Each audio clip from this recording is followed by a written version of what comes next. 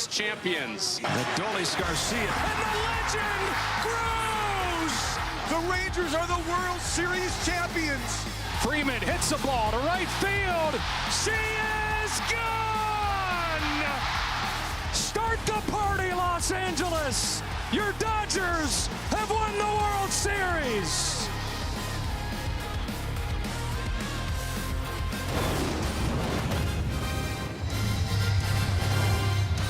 From Arlington, Texas, welcome to the MLB on Fox pregame presented by Geico. A marquee matchup of the weekend across baseball. The last two champions, the 2023 champ Texas Rangers and the defending champ Los Angeles Dodgers. The middle game in a three-game series after the Dodgers took the opener 3-0 last night.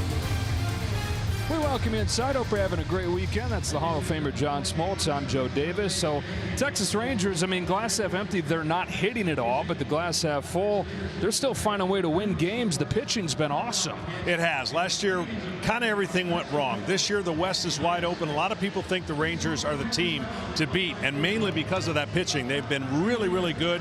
They've added two young pitchers to the rotation, a healthy Jacob deGrom, and of course tonight's starter Eovaldi is one of the best. So the Rangers have been good on the mound, not so good at the plate. Yeah, and Bruce Bochy keeps saying we're going to hit, and the reason is the guys that they have track records of hitting throughout their careers. He said he would do cartwheels knowing that he's in first place with these kind of numbers. These kind of numbers will not continue. He's confident of that, and when they start hitting and combine it with that really good pitching, they're going to be tough to beat. Bochy's club last year was the first one, or the most recent one, to feel what it's like to be the defending champion trying to repeat. It's not happened since the Yankees at the turn of the century.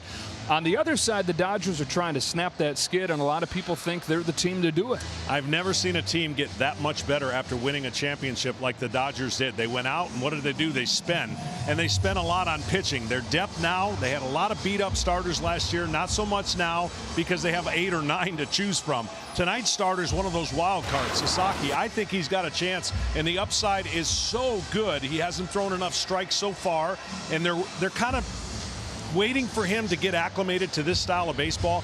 Watch what happens to him in the second half. Yeah, much better his last 2 times out. Walked everybody first couple games, but signs of progress for the 23-year-old from Japan. Couple defending champs, couple first-place teams facing off here. The Texas Rangers and the former Dodger, Corey Seager, won MVP in the World Series for both these teams, and last year's star, Freddie Freeman. Dodgers and Rangers head-to-head on Fox.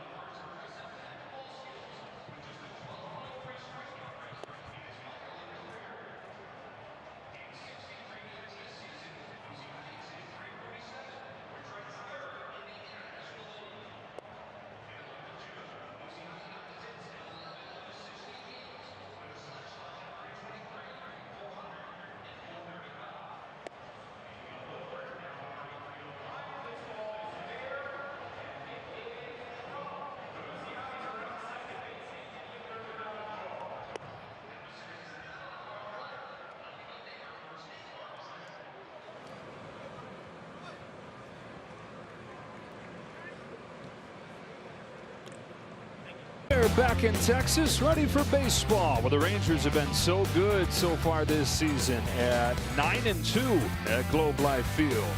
Marcus Semien and the boys trying to even this series up at a game apiece. We're getting closer to first pitch. Before we do, we go down to the field. Ken Rosenthal. Thanks, Joe. Shohei Ohtani out of the lineup a second straight day. He's with his wife, Mamiko, who is due to give birth to their first child. The third and final day of Ohtani's stint on the paternity list would be tomorrow. The Dodgers made a move earlier, activating Evan Phillips and placing Blake Treinen on the injured list with forearm tightness. Treinen is headed for an MRI, but the Dodgers do not believe the injury to be serious. And finally, Roki Sasaki, making his 5th Major League start. He told me yesterday that his delivery was much more in sync in his last 2 outings. His opponent today, the Texas Rangers, well, they were one of the teams that wanted him badly last offseason. Joe? All right, Kenny, everybody lined up for Sasaki, chose the Dodgers, and gets ready for his 5th start today. The lineup for his team will look like this. With no Shohei Ohtani, it's Tommy Edman, who stepped into that leadoff spot yesterday and started the game with a home run against Jacob deGrom. A couple former MVPs follow him, and Mookie Betts and Freddie Freeman. Teoscar Hernandez made his case on a 1-year contract last year, parlayed that into a long-term deal with LA. Conforto's in left field hitting 5th. Will Smith is off to a fantastic start as the catcher out of the 6th spot. Then it's Muncy, Eddie Rosario, and Andy Pages, with Rosario getting the call up with Ohtani away. Dave Roberts looks over there at his old manager Bruce Bochy, and we take a look at today's same game parlay, available now on FanDuel. You need Freddie Freeman and Corey Seager both to record an RBI. And Adolis Garcia is off to a good start for the Rangers to get a hit. Yeah, you'd be a winner. For the Rangers today, it'll be Nathan Eovaldi, who we saw, John, during that World Series run a couple years ago, put this team on his back, went 5-0 during the postseason. He's back on a 3-year extension, and he's off to a fantastic start. Yeah, he is. He dominated a game in Cincinnati, went the distance, 1-0. He's a strike thrower, doesn't walk many people. Even though his velocity might be down, look for that 4-pitch split. You don't know what's coming, and he can command the ball on both sides of the plate. So the Rangers armed and ready to maybe make another deep run. Yeah, 9 strikeouts on opening day, and then you mentioned the complete game shutout, second start of the season. 1-2 with a 2.55 as he gets ready to face off with Tommy Edman and these Dodgers. Or did you have Tommy Edman leading the National League in home runs almost at the end of the first month? No, I didn't, but he led off the game with a home run and replacing Ohtani. And this guy does it all. That's why the Dodgers wanted him as bad as they did. He can play multiple positions, and he's a tough out at the plate. Dodgers got Tommy Edman from the St. Louis Cardinals at the deadline last year. Didn't even make his season debut until mid-August. He was recovering from a couple different injuries. Showed some flashes during the regular season. Then during the postseason was huge for him. He's the NLCS MVP. And a guy, like you said, they had their eyes on for a long time. They get in the trade, shows his stuff, and gets a 5-year deal, so a long-term Dodger. Dodgers have won 4 in a row. They're 15-6. Half game back of the Padres for the best record in the West and for the best record in baseball. Texas 12-8. First place in the American League West. And a game back of the Yankees for the best record in the AL. Dodgers 3-0 in the first game of this series behind Yamamoto last night. 10 Ks over 7 scoreless. Off we go in game 2 with a fastball outside. Ball 1 on Edman.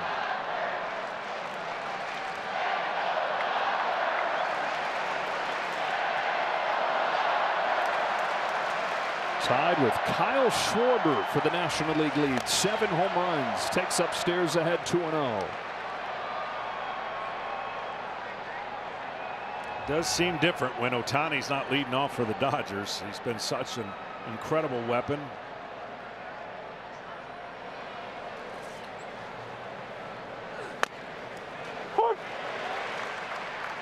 At the top of their lineup, as you well know, does all of their damage so far. And home runs have done all the damage. They're middle of the pack when it comes to on base percentage, when it comes to batting average, but they lead the majors in home runs and have outslugged any of those issues. Down, you can get most hitters out. there's the highest percentage of home runs, but down and in off the plate is how you get Tommy Edman out. Middle to up, he's going to have success. There you go. Down with the splitter for a strikeout to start Eovaldi's day. Splitter's making a comeback, John Smoltz. Oh, it's making a comeback, and we'll see a lot of them. Two different variations from two different pitchers, but that's that splitter that has changed the career of Nathan Eovaldi. And the reason that splitter's so successful is because he throws his fastball down. He can pitch up, but he'd rather pitch down to utilize that pitch. His old Red Sox teammate, Mookie Betts, has won a championship together in Boston in 2018. He's down the middle with a fastball for a strike. For Mookie Betts this year, it's been a grind from the start. He got sick right before the team left for Japan, dropped 15 to 20 pounds, sapped him of his strength. So he's scratched and clawed just to get back to baseline. Dave Roberts was saying before the game today, it's amazing. You look and see what a grind it's been, and then you look at the numbers, and he's still got an OPS up in all-star territory. Kind of quietly going about his business. Sandwiched between the two MVPs around him, and Ohtani, Freeman. And back at shortstop full-time. A jump that he made last year. And eventually moved off as shortstop after the injury, but he's given it another shot. Unprecedented move. A guy going from a perennial Gold Glover and all-star in right field at this stage of his career, moving to the most difficult spot on the diamond. On this 2-1, takes it inside, ball 3. That's a rare 3-ball count. The first time through the lineup, Nathan Eovaldi has not walked a batter. He's only walked 2 on the season, so 3-ball counts to hitters this season have been rare. Bouncing ball to Josh Young. 2 up, 2 down. We got a little preview of that Texas defense behind Nathan Eovaldi today. The rest of it looks like this. The rookie Dustin Harris gets another start in left field. Wyatt Langford expected to be activated tomorrow. Taveras in center. Adolis Garcia in right. Young and Seager on the left side. Simeon and Josh Smith, who makes his second career start at first base. And Kyle Higashioka sharing the catching duties with Jonah Heim behind the plate today. Freddie Freeman, World Series MVP last year. Fouls back the first pitch. He's not afraid to go after the first pitch, and he's not afraid to swing at the ball down. But you can't get Freddie Freeman out the same way every single time. That's why he's one of the league's best left-handed hitters.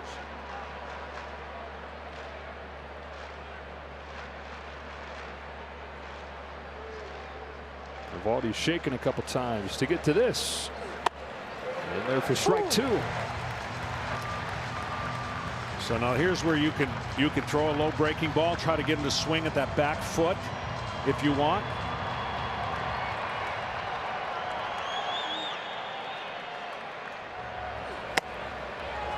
Splitter down, 1-2. Well, the splitter ended up in that back foot area, but it didn't have the trajectory he wanted going away from him on the outside part of the plate. Eovaldi rocks and fires and strikes him out. Just a straight fastball cutting in there. And bookend K's on a 1-2-3 first. Rangers come to bat against Sasaki after this.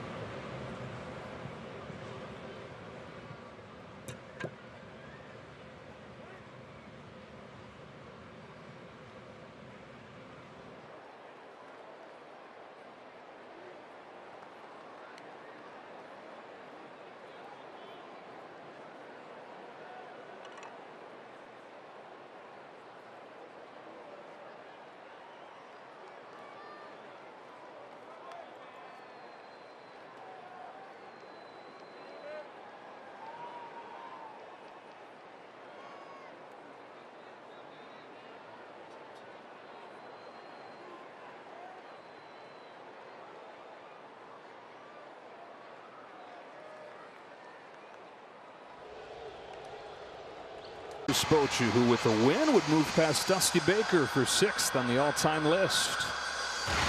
He's hoping his offense can get going. This is how they line up today with Josh Smith back in there for the first time since Sunday. He's been dealing with a thumb issue. Adolis Garcia bats clean up. Jock Peterson slides down to hit 5th as he tries to end the 0-4 forever. Josh Young 6th. Harris, Higashioka, and Taveras to round things out. Against the 23-year-old phenom from Japan, Roki Sasaki, who struggled in his first 2 games, but his last 2 against good lineups. A run over 4 innings in Philadelphia, and then a run over 5 innings against what has been the top offense in baseball this year in the Cubs. His first pitch today is a little high to Marcus Semien. So what have you seen so far from Sasaki? Well, there's a lot to like, and the one thing that needs improvement, there's probably all revolves around strikes and strike throwing. Cracked to right center field. Teoscar Hernandez is there for the first shot. But the biggest thing that he has going for him is that split finger fastball is devastating. But until he can throw enough strikes, that means first pitch strikes, 2 of the first 3 pitches, controlling the strike zone. Then hitters will start chasing his forkball. They're not going to do it until he shows that improvement. That'll come with time. And I think in the second half, you're going to see a totally different pitcher. Corey Seager's going through one of those stretches where there is no better hitter on the planet. Cranks this ball in the air to left center field. Pages going back at the wall. He makes the grab. Andy Pages over the wall to steal a home run. It's the second time that Andy Pages has robbed a home run over the last week and a half. This was about as smooth as it gets. No big deal. Almost had an issue with his left fielder. You know how I feel about the height of these walls. I think it's perfect, and it's one of the most exciting plays in the game. Looking like an old John Smoltz during BP out there. 2 outs. Josh Smith, strike 1. Andy Pages, who has struggled at the plate so far in his second season in the major leagues. He's struggled defensively too, but a couple big-time highlight plays. Took a grand slam away from Michael Busch of the Cubs last weekend. And it takes a home run away from the former Dodger Corey Seager right here. Josh Smith has been a bright spot. Continuation of last year, where a lot of the Rangers had downturns offensively. Josh Smith won a Silver Slugger, his first real opportunity. And this year, with the offense struggling collectively, there's Smith hitting .342. He's missed the last 4 days, injured his thumb, got jammed on Sunday against Seattle. Said it basically went numb on him. Back in there today at first base. See, there's the pitch right there that I would look for improvement. He doesn't have to throw 98, but when you throw that pitch right there and follow it up by that forkball, hard for the hitter to lay off that last height of the pitch like that. That's a great pitch, great side of the plate, more consistency with that type of combination. Hitters are going to have a hard time staying off. You see the tumbling effect. It's one of the best forkballs in the game. Here comes to the payoff. Got him swinging. Went to the slider, which he's bringing along. Andy Pages over the wall to rob Seager of a home run and keep this a scoreless game after 1.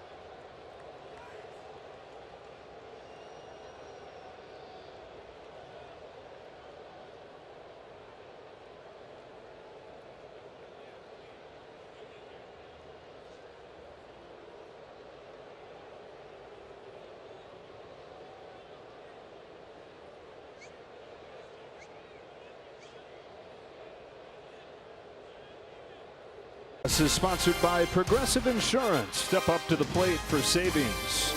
Franchise that started in Washington as the Senators in the 60s, moved to Texas in the 70s, won their first championship 2 years ago. Bruce Bochy's first year as the manager.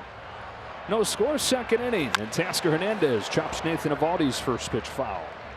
Hernandez 33 home runs in his first season with the Dodgers last year, going into free agency because it was a one-year contract. And the fans made it clear they wanted him back at the World Series parade. They were chanting, "Bring back Teo, bring back Teo." And then the Dodgers did on a 3-year deal. Well, he's come up with some huge hits and obviously some huge home runs, but a lot of swing and miss early in the season, maybe just a little bit off. That breaking ball right there has been a big kryptonite for him. And now he strikes out without even getting to see the third pitch. Wow. That's quick.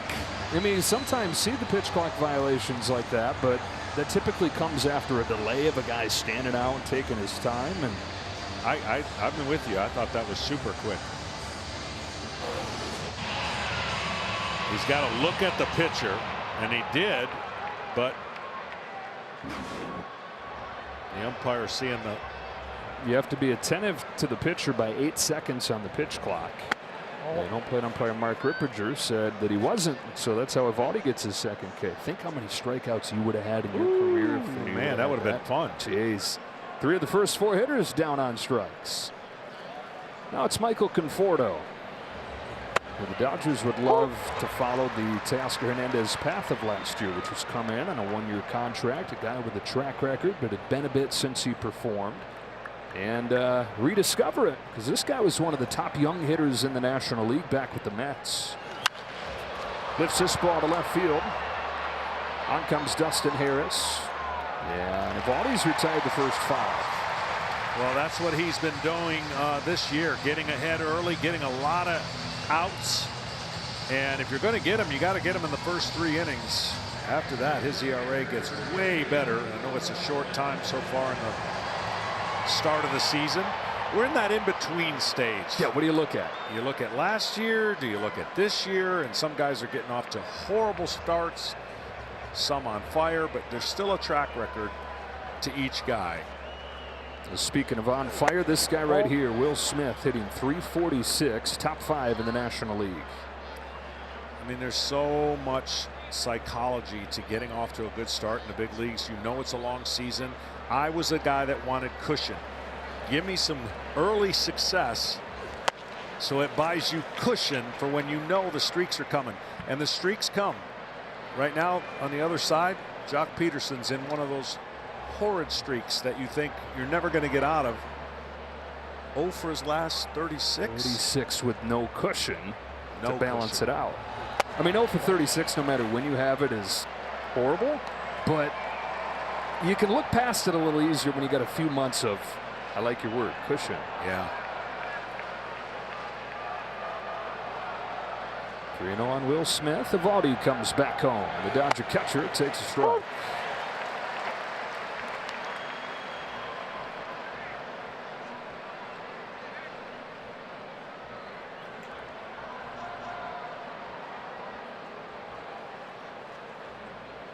On the 3-1, Smith golfs it to right center. Garcia and Taveras. It's Leody Taveras. That thing hangs up there forever and comes down to finish off a 9-pitch inning for Eovaldi.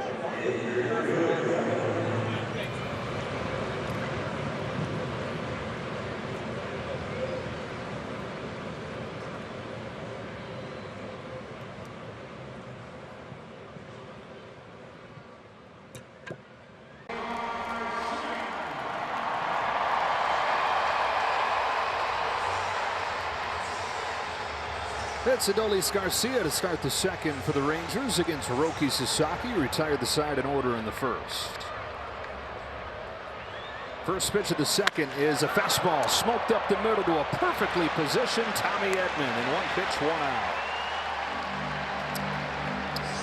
Well, the last pitch of the first inning is one of the pitches that Dave Roberts is going to love to see. And this breaking ball is going to be huge if he can hit with that a little bit more often, because then you've got a pitch going away from a lefty and a one going in. So that breaking ball, an upgrade, will help. And I'm going to make a prediction here. There's no way he doesn't swing at the first pitch here.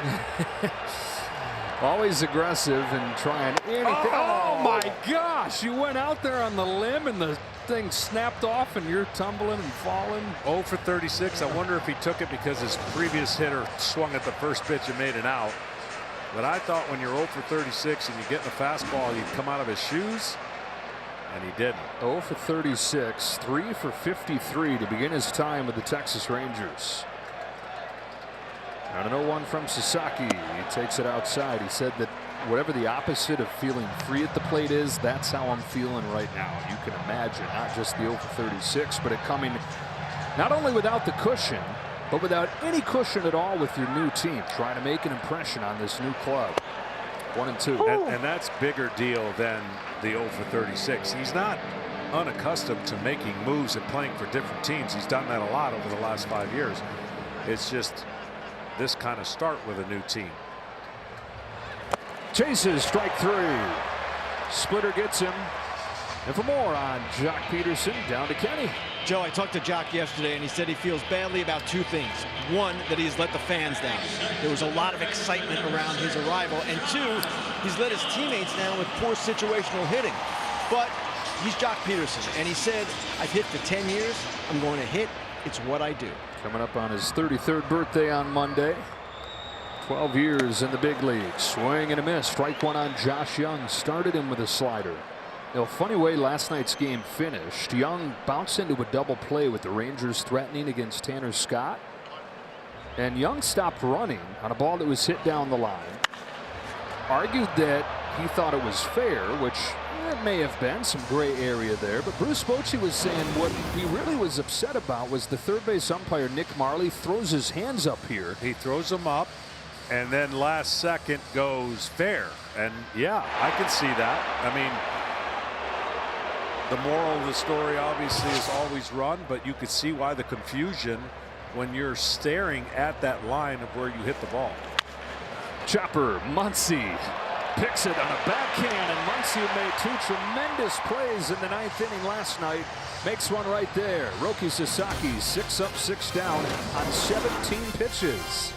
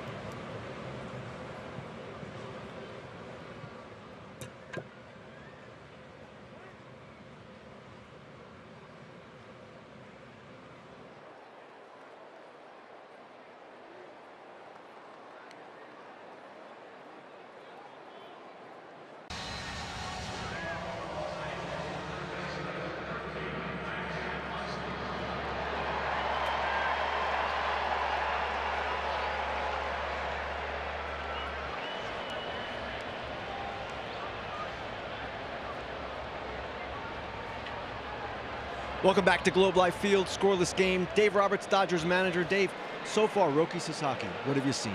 Roki looks good. Obviously, those guys coming out swinging, aggressive approach, and I think with Roki having to split that weapon in his back pocket, having a team that's aggressive is a good thing. And right now, the split is a strike. He shortens it when he needs to. He's filling up the strike zone with the fastball. So a lot of good things so far. I understand we have some news on Shohei Ohtani and his wife, Mamiko. We got some good news, Kenny. Shohei and Mamiko just had a baby girl. So we don't know the name yet, but I think all of the world, the baseball world, the Dodger family is so excited for Shohei and Mamiko. So congratulations, Sho.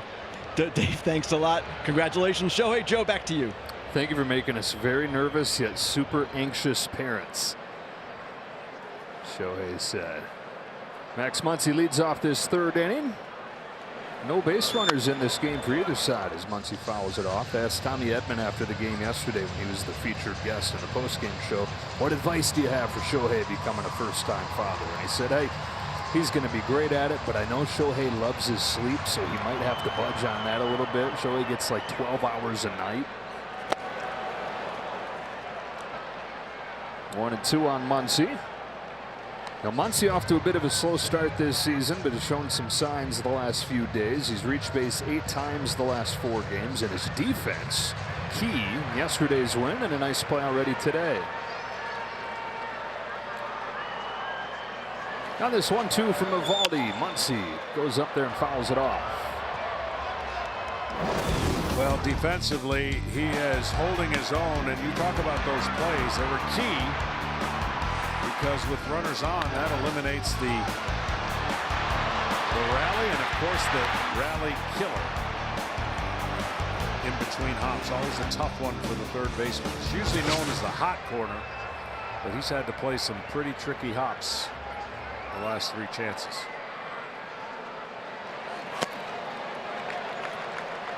And talking to Dave Roberts, as long as Max Muncy keeps getting on base and walks, he thinks the homers are going to come. Again, to that cushion. No homers yet. And the team leads all of baseball in homers without Max Muncy, which is a great sign for the Dodgers. Guy that is top 10 in franchise history with 190 home runs since putting on Dodger blue in 2018. Swings and misses at a splitter, and Eovaldi's got his 4th K.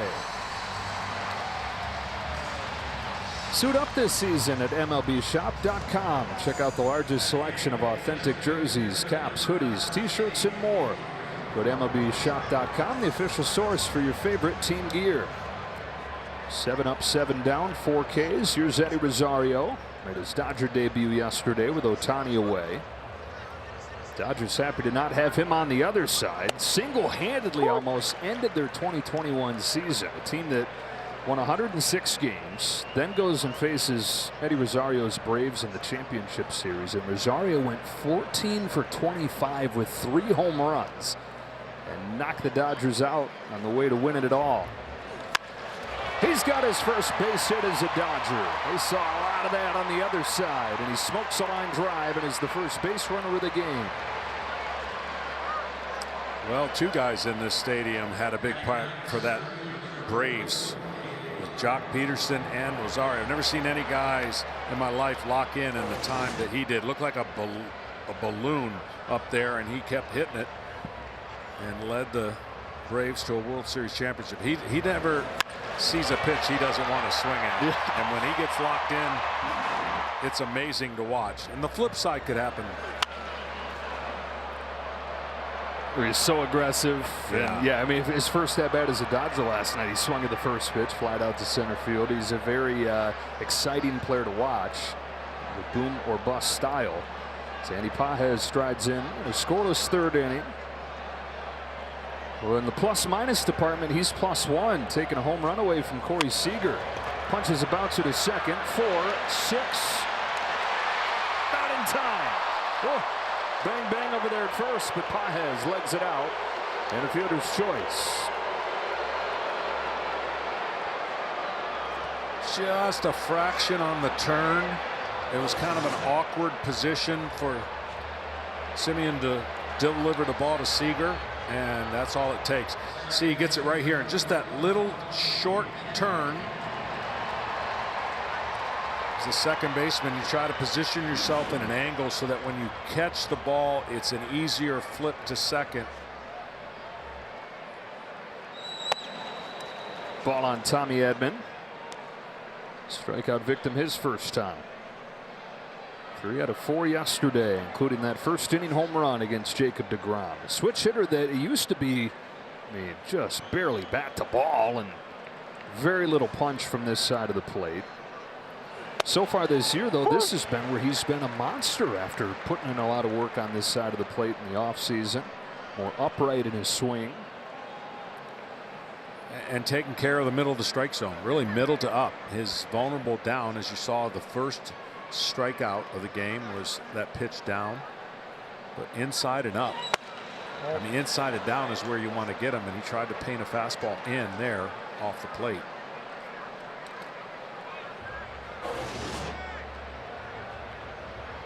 See that cutter just inside it under the elbow. Been using that pitch a bunch so far today, has Eovaldi. Grounded to second to wrap up a third scoreless inning for Nathan Eovaldi.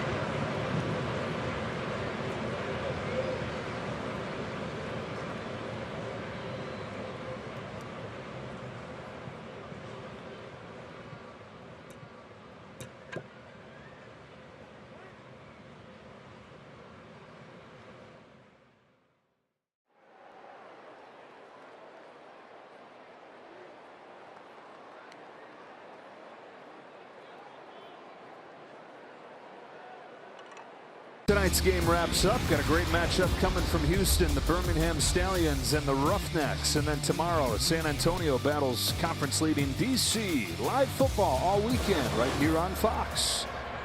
Dustin Harris leads off against Roki Sasaki, who spins in a slider for a strike. Harris making a great impression this week, getting an opportunity with Wyatt Langford down. In 6 games, he's hitting .400. 2 hits, including a double yesterday. Langford expected back tomorrow as these Rangers get closer to full strength and try to get this offense going. Look down at the very bottom of the offensive leaderboard. You got the White Sox and the Rockies and then the Texas Rangers. One team that doesn't seem like it belongs down in that group. Splitters in and it's 1-2. Now, a couple years ago, they were a quick strike, big inning type offense. They feasted off of those crooked numbers that they could put up at any time. A lot of power. And this year out of the gate has been really, really slow. And we got another time violation. So that is on Sasaki. Evens the count at 2-2.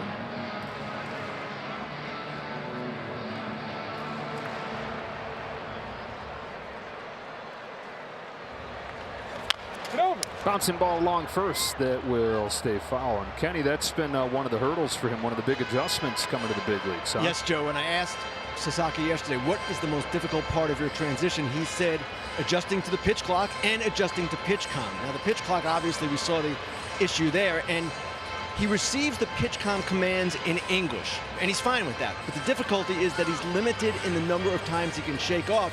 So what he said is that he's learned to communicate better and be more proactive with his catchers before games.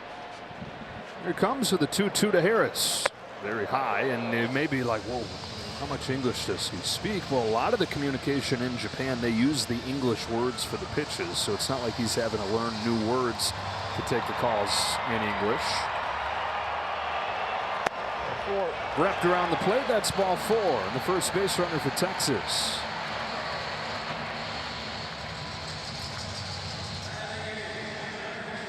Those walks were the big issue the first couple games for Sasaki. 9 walks his first 2 games, only 4 of them the last 2.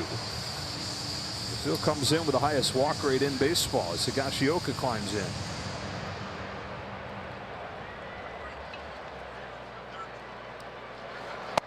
With the way that the Rangers are going right now, we talk about the bottom of the lineup being not so good for the Dodgers in their averages because the top heavy part of their lineup is so good.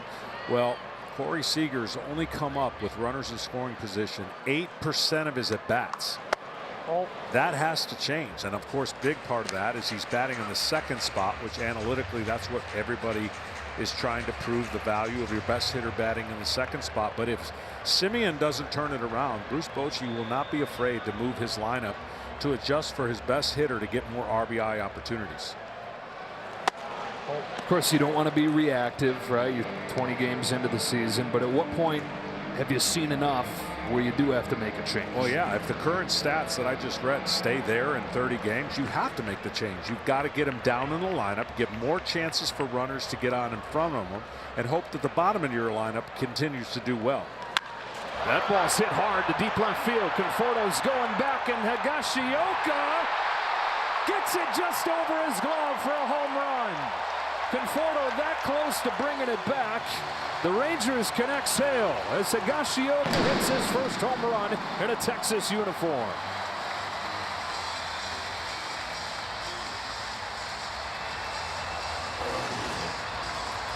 Another close one, and if he'd have been back just a little bit quicker, he would have been able to get more height on that jump. And a sneaky signing here for the Rangers, picking up this young man for obviously his catching skills, but now his hitting. Career high 17 home runs in his lone season in San Diego last year, and continued it into the postseason. Signed a 2-year contract. Really a nice catching duo that they have here between Kyle Higashioka, Jonah Heim. Leody Taveras bounces one along to second, and Tommy Edman for the first out.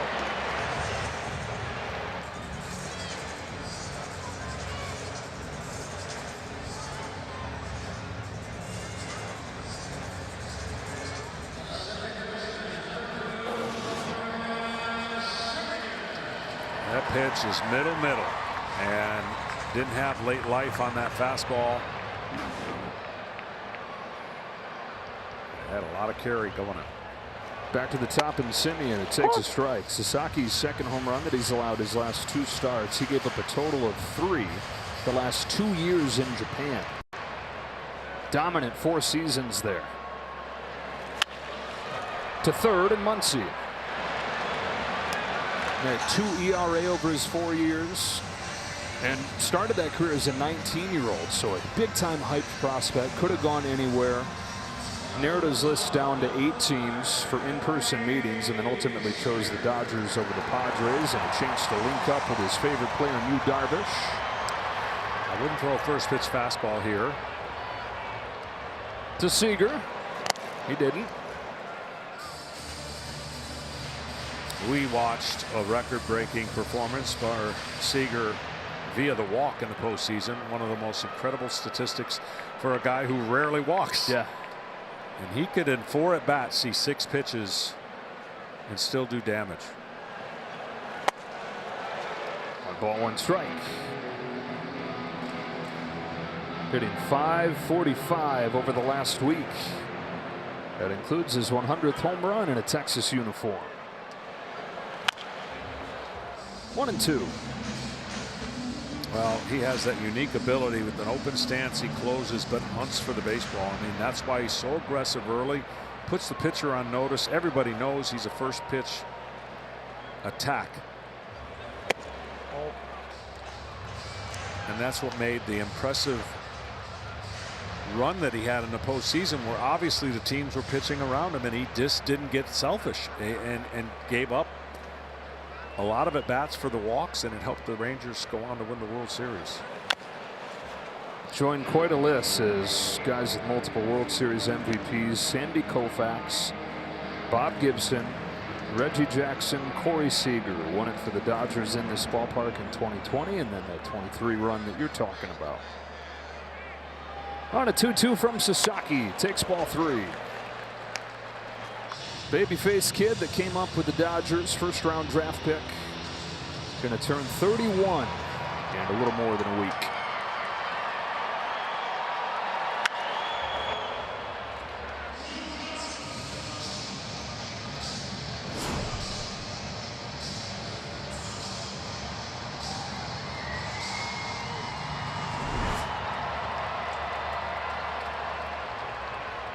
Eighth pitch coming here. Seager takes ball 4. Second walk of the inning.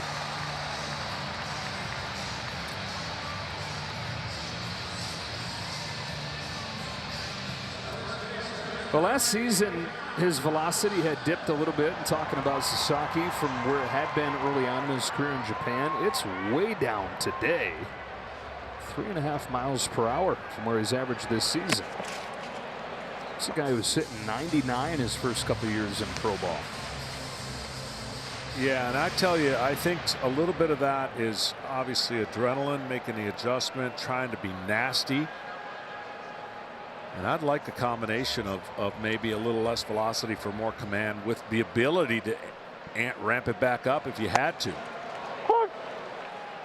Change speeds up. Yeah, too. Yeah, I think you can do that. I mean, when he trusts he can throw his forkball over the middle of the plate and let it just do what it does, he's going to be so much better than trying to paint it away. Because you could tell that in trying to miss the barrel of the bat, he's trying to make perfect pitches, right? Instead of realizing that these hitters are human and they can swing over the middle of the plate down with movement.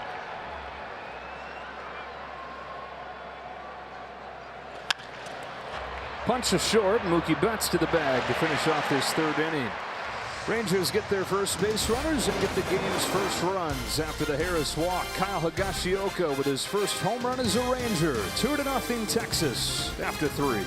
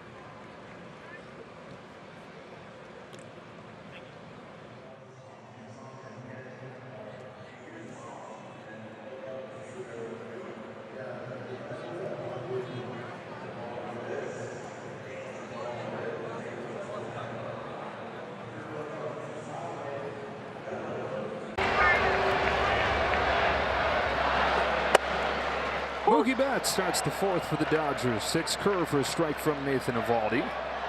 Only 1 base runner for LA so far. Betts, Freeman, and Teoscar Hernandez coming up as Eovaldi kicks and throws. Betts lifts a fly ball to center field. A big swing, but a little dunk shot and a base hit to open the fourth. Hit him with a aim. That's one of the toughest reads for a center fielder. Straight on swing and a big swing that doesn't produce the kind of velocity off the bat. And Taveras just could not read it. Here's the big swing, but then right off the end of the bat. You cannot see that as a center fielder, that ball's gone off the end of the bat. See how he goes back? And it's too late to cover that ground to come in.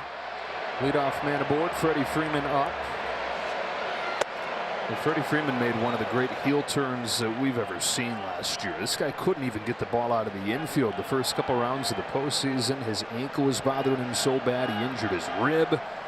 We didn't even know if he'd be on the active roster for the World Series. And we all know he obviously was, and a record-setting Fall Classic. I mean, it's truly, knowing Freddie and everything he went through to get ready for those games had to be exhausting. And there were moments where Dave Roberts had to rescue Freddie from himself, and yet here in that postseason he came up with huge hits. Hits this ball hard down the line. If it's fair, it's tied. It is, and it is. 2-2 on a Freddie Freeman long ball.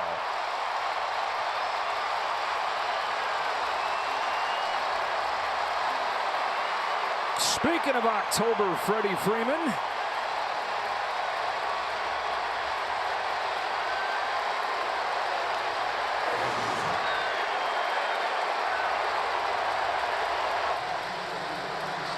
Backdoor cutter, and it caught the front door of his swing. And there was no doubt about the distance. It was whether it was going to hook or not. Stays fair. And there is a lot of Dodger blue in this stadium. Well, the roar for that home run was almost as loud, maybe just as loud as Higashioka's. Hernandez, first pitch, grounds to short for the first out. So Freddie Freeman with his 4th home run. One of the things that I want to show you when we get some time about Nathan Eovaldi pitching out of the windup. What I love about the windup and the deception is he's still a throwback pitcher. You see the windup, even though he's got a little bit of a sidestep. But there are things you can do in this windup.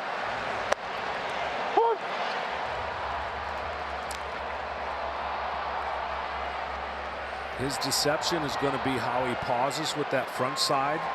This is traditional right now.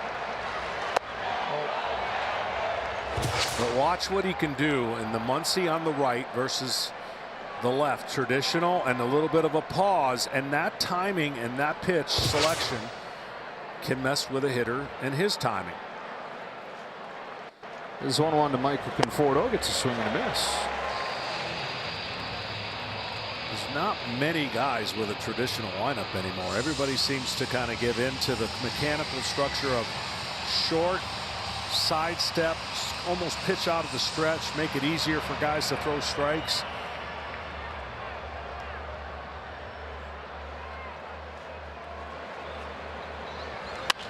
Conforto with a base hit to center. Got that splitter up with 2 strikes, turned it around, and he's got his first hit of this series. Split finger just sits right in the plate. There's no depth to it, and what I mean by depth, it has no downward action off that fastball. And to a hitter, it just becomes kind of a dead fish fastball is what they would say. It's a hittable speed pitch in the middle of the plate. Nathan Eovaldi's been throwing that pitch for a few years ahead of his time because you're seeing so many other pitchers come around and throw it. One away for Will Smith, who takes a strike. Just 2 years ago, there were 11 starting pitchers that threw a splitter 10% of the time. This year, there's 25. And you go back a couple years before 23, there were only a small handful of guys who had threw one at all.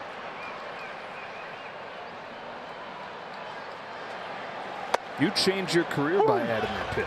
Changed it. Left-handers just wore me out. Up until 1995, I was having a hard time being a 2.5 pitch pitcher. I threw a curveball, slider, a fastball, and then that split that went away from left-handers neutralized the manager being able to load up left-handers against me, and it was a game changer and a career changer for me. Smith down on strikes on that splitter. Won the Cy Young that first year that you threw the pitch.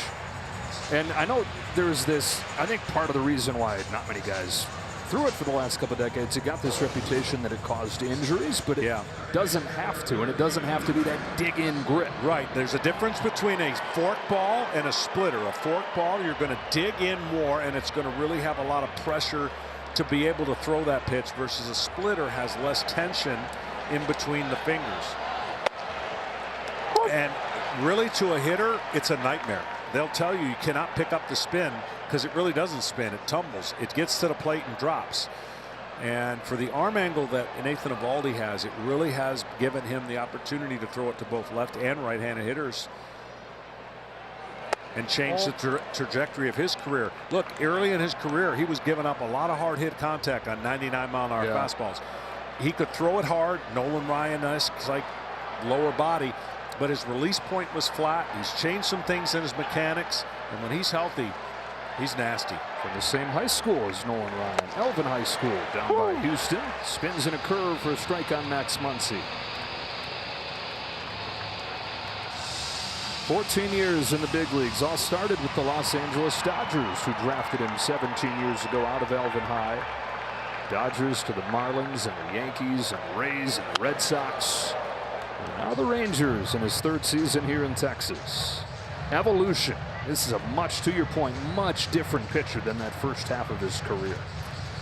Well, he had a arm that could reach 100 miles an hour, but the statistics were not backing it up, so he had to do something to change.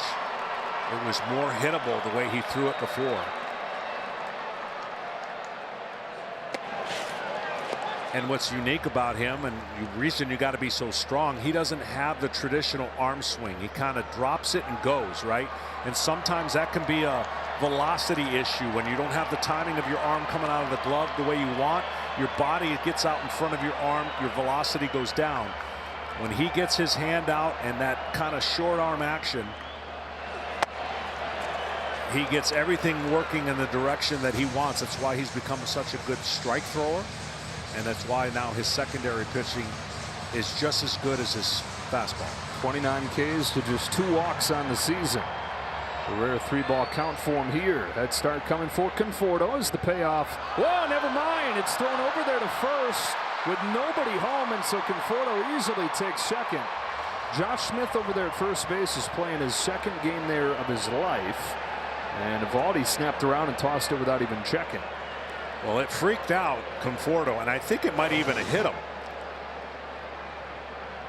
No, wow, did it hit him? I think it did. So he was like, I don't think there's anyone behind me. Dodgeball, he's out. Yeah, hit him right in the numbers.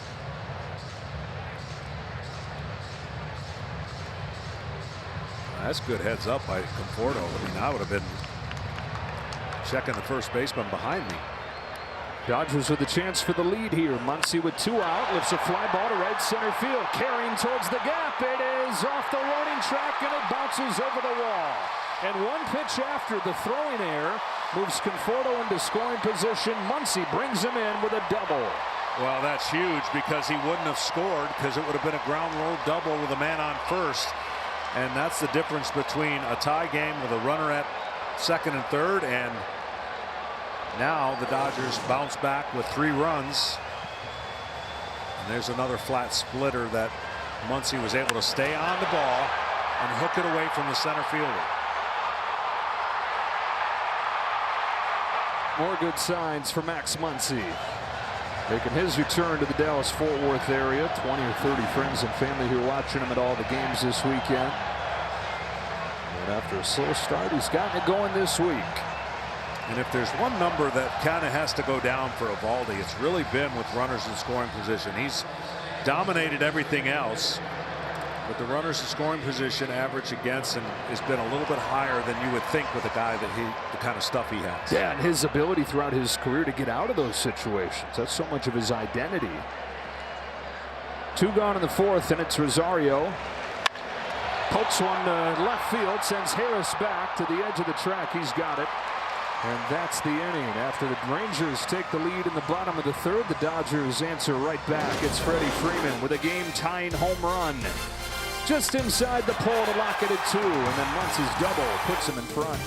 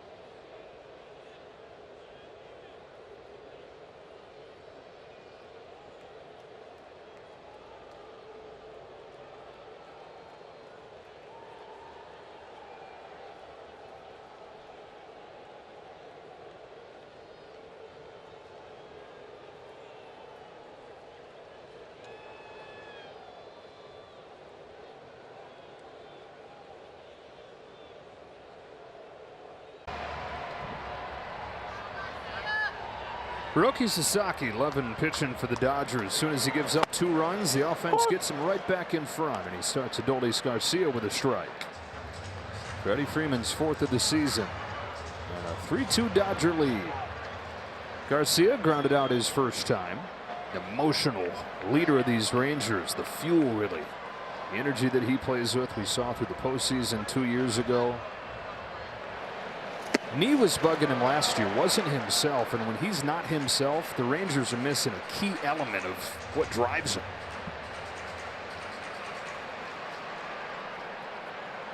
On an 0-2. Somehow gets to it and stays alive. Well, this is the kind of hitter that Sasaki, if he faced obviously all 3 swingers, you'd see a whole different type result. But what Sasaki's going to have to learn is that these are the kind of guys you don't have to throw a strike to with 2 strikes. Fastball elevated to get him. 3rd for Sasaki. And as he navigates this, he'll realize his fastball can still be a weapon. I understand a lot of the hits he's given up so far this year have been on the fastball, but you cannot let that affect you and abandon that pitch, because that pitch is going to be essential for his split and his slider to be more effective. And with each game, command's been a little bit better. First 2 strikes, he could not throw that fastball for a strike.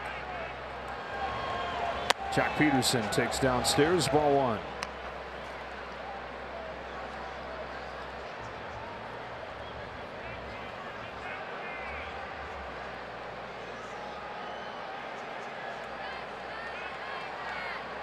Peterson. Oh, shit. Oops. I don't think that felt good on Mark Rippinger. No, that was a crossfire fastball that the catcher had no chance to stop. The umpire is going to always be exposed on one side of the plate. See how he's exposed on the inside part? No chance, right? And that never is expected to happen. You can understand the foul tip off maybe the umpire, but not a thrown ball without the catcher getting a glove on it. We've all stubbed our toe getting up to go to the bathroom in the middle of the night. How about if the edge of the bed was moving 95 miles per hour? Back to Sasaki. 2 out. Now you can stream MLB Network 24/7 for the entire season, plus get live audio for all 30 teams and no blackouts. Includes access to minor leagues, MLB Big Inning, and available pre- and post-game shows. Go to MLB.com/@bat for details. 2 gone in the 4th, and the hitter's Josh Young.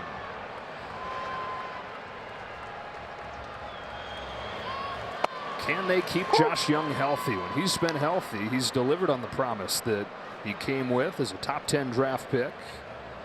All-star in his own healthy season, 2023.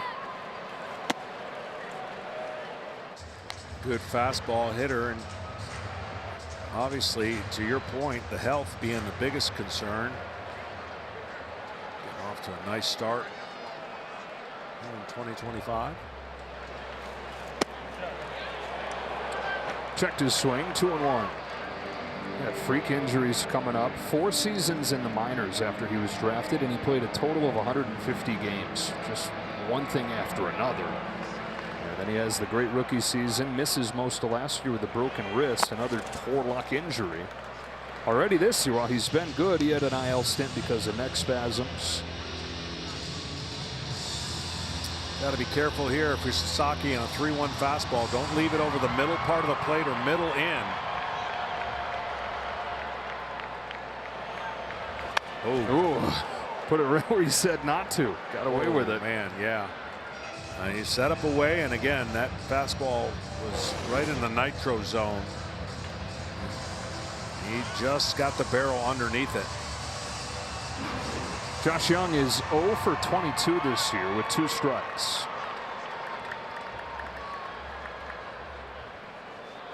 Sasaki home with a payoff. Driven the other way. Teoscar Hernandez goes back on it, and a leaping catch on the warning track. Finish off a 1-2-3-4 for Sasaki.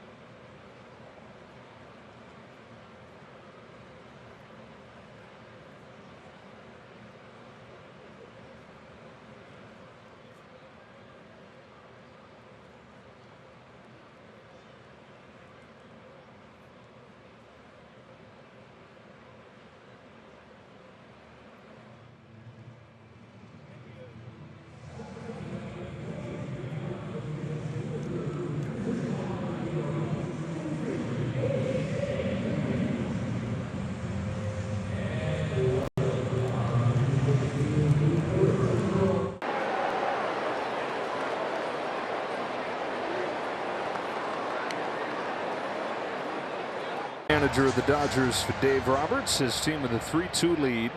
They've already matched last night's hit total as they try to get their 5th consecutive win.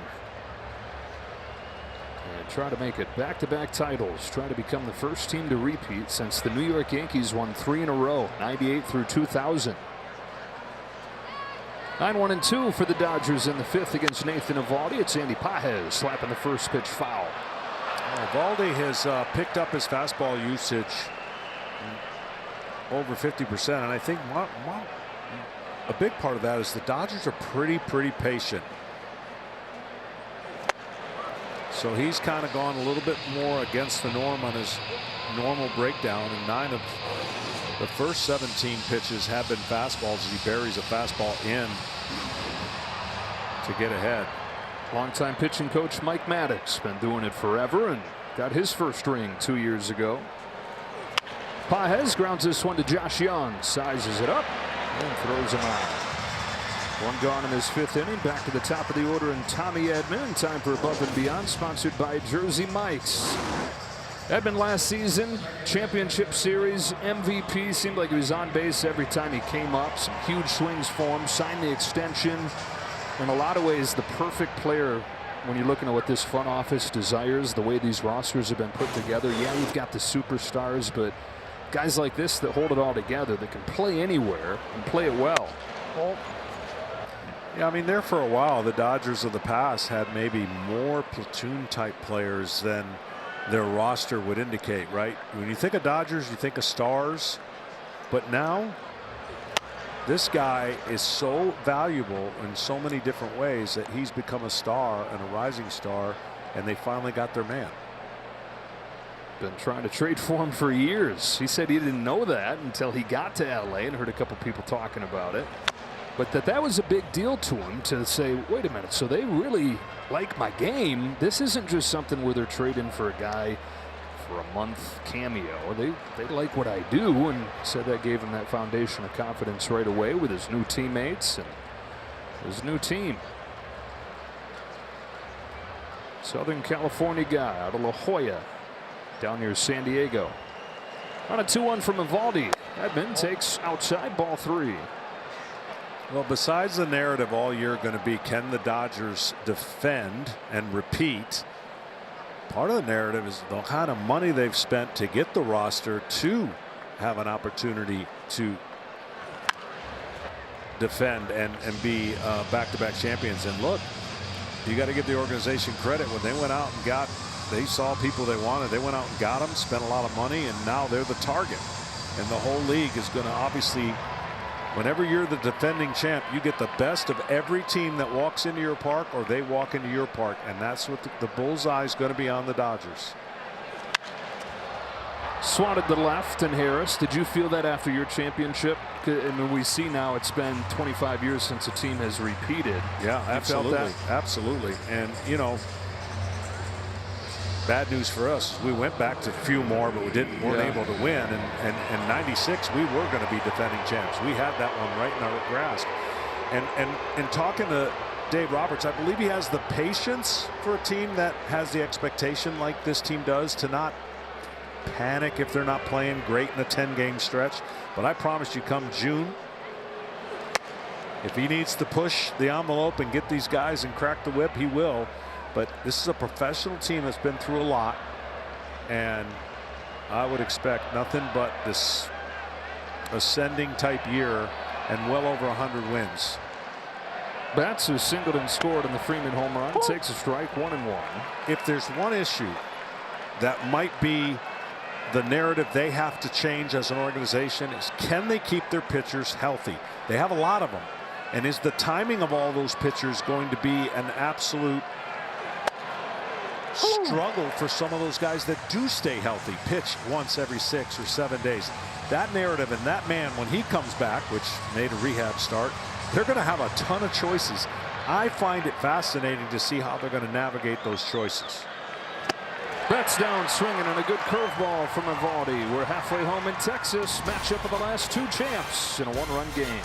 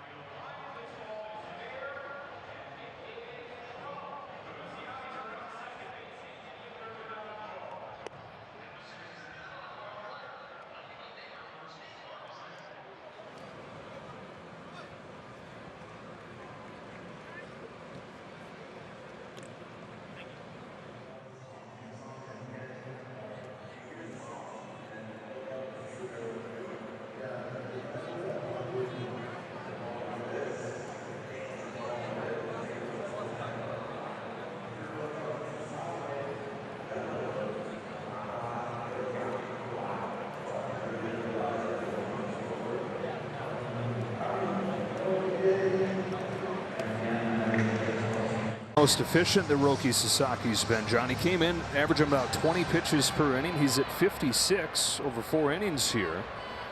And he goes to work against the bottom of the Texas lineup. Popped out of his hand, ball 1. Well, a big reason is 73% until that pitch. First pitch strike, as compared to in the season, about 50% first pitch strike. Changes the mood of the whole day, doesn't it? It does. I mean, the numbers speak for themselves, and obviously anybody can look them up. But when he goes and changes the at bat to getting ahead, I mean, the numbers work in his favor. He doesn't give up a lot of hits right now because he's nasty and has walked too many guys. So they're gonna even themselves out.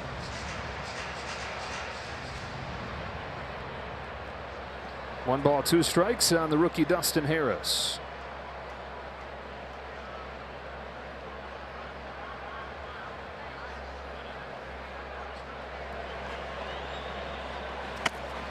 Got him to chase a splitter, and Sasaki with his 4th K. For more on Roki, down to Kenny. Guys, you mentioned that this is quite an unusual performance for him based on what we've seen so far. You mentioned the command. Well, also, the rap on Sasaki has been no third pitch to go with the 4-seam fastball and the split. Today, he's thrown 20 sliders. That's the most we've seen. It's as much as he's used any pitch today. And finally, the velocity, it's picked up the last inning. Higashioka gets it by Betts, and he's been his kryptonite today. He's got the 2-run home run, and now he's got a single. Those are the 2 hits that Texas has, both courtesy of their catcher. Almost the same pitch that he hit a homer on. He gets a base hit. Past Mookie Betts. Hard for me to still say that. Him playing short? Yeah. Yeah. It's never happened. We were talking about that a little bit earlier, where a guy has played that long in right field and then come into short. There's been guys that have gone the other way, but not this way. Came in, played second base for a little while, and then days before the start of last year, he said, okay, I'm going to move to short because Gavin Lux was struggling there. And last year was a crash course, a cram session. He hadn't played short since he was in high school in Tennessee, and he said it was basically just trying to hold on, and then he gets hurt. He's out for a good chunk of the summer. By the way, at that point, he was right there with Ohtani in the MVP discussion and just couldn't sleep at night, picturing himself making these mistakes in the biggest games, and so he put it on pause. As Taveras flies this ball to left center field, Pa has the call. Conforto there as well, and he's got it. 2 out.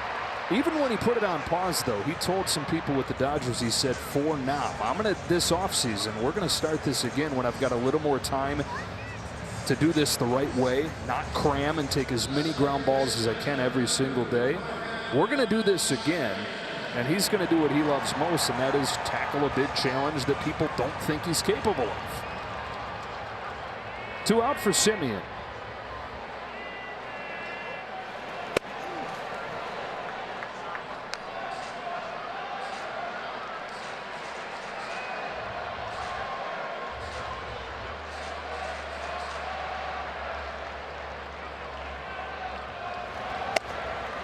Two 2-0.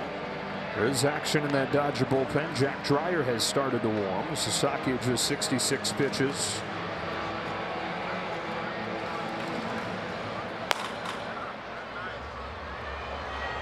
Simeon is 0 for 2 today, down to 137 for the year. Pinpoint, 2-1. See, he has the arm action. It's a quick arm action. When he times his arm action with his delivery, he's going to get on a roll. That 96, 97 will stay on plane. Earlier today, he had a couple fastballs flat, trying to find the strike zone. Maybe that was part of his game plan tonight.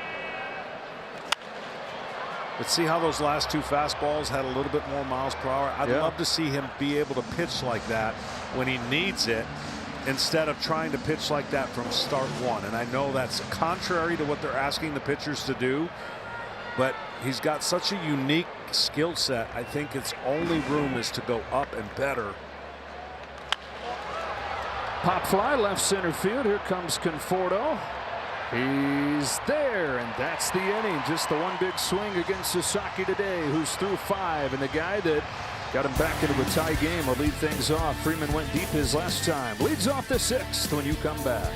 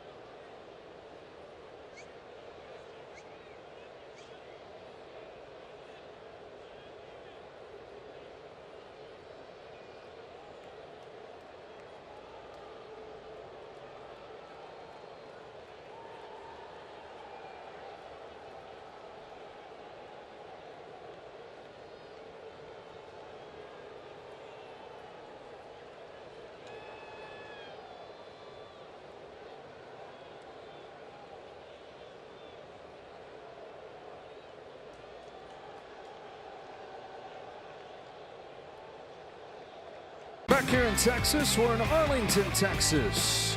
Home of the Rangers, home of barbecue, Bulls, and big. Freddie Freeman, 2-run home run to tie the game in the 4th inning. Leads off this 6th against Nathan Eovaldi. And takes inside, ball 1. You said it, Freddie's first at-bat, you can't get him out the same way twice. No. And Eovaldi got a cutter by him to strike him out in the 1st inning, tried to throw the same pitch. Yep. Bang.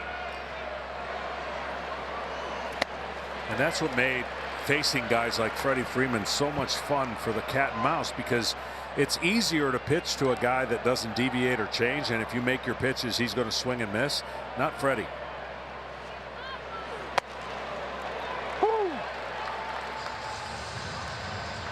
That's just a great pitch. Freddie knew it, but if he goes right back in there, his ability to get that bat on the ball and foul it off is second to none. Now he will swing over the top of a breaking ball, as I mentioned earlier. Haven't seen that pitch yet from Eovaldi. There it was. Just a little bit lower, and you get Freddie looking down there. But the home run was a pitch that didn't get quite in the spot. The backdoor cutter that stayed fair. Long gone. Freddie Freeman doesn't often hit him that far.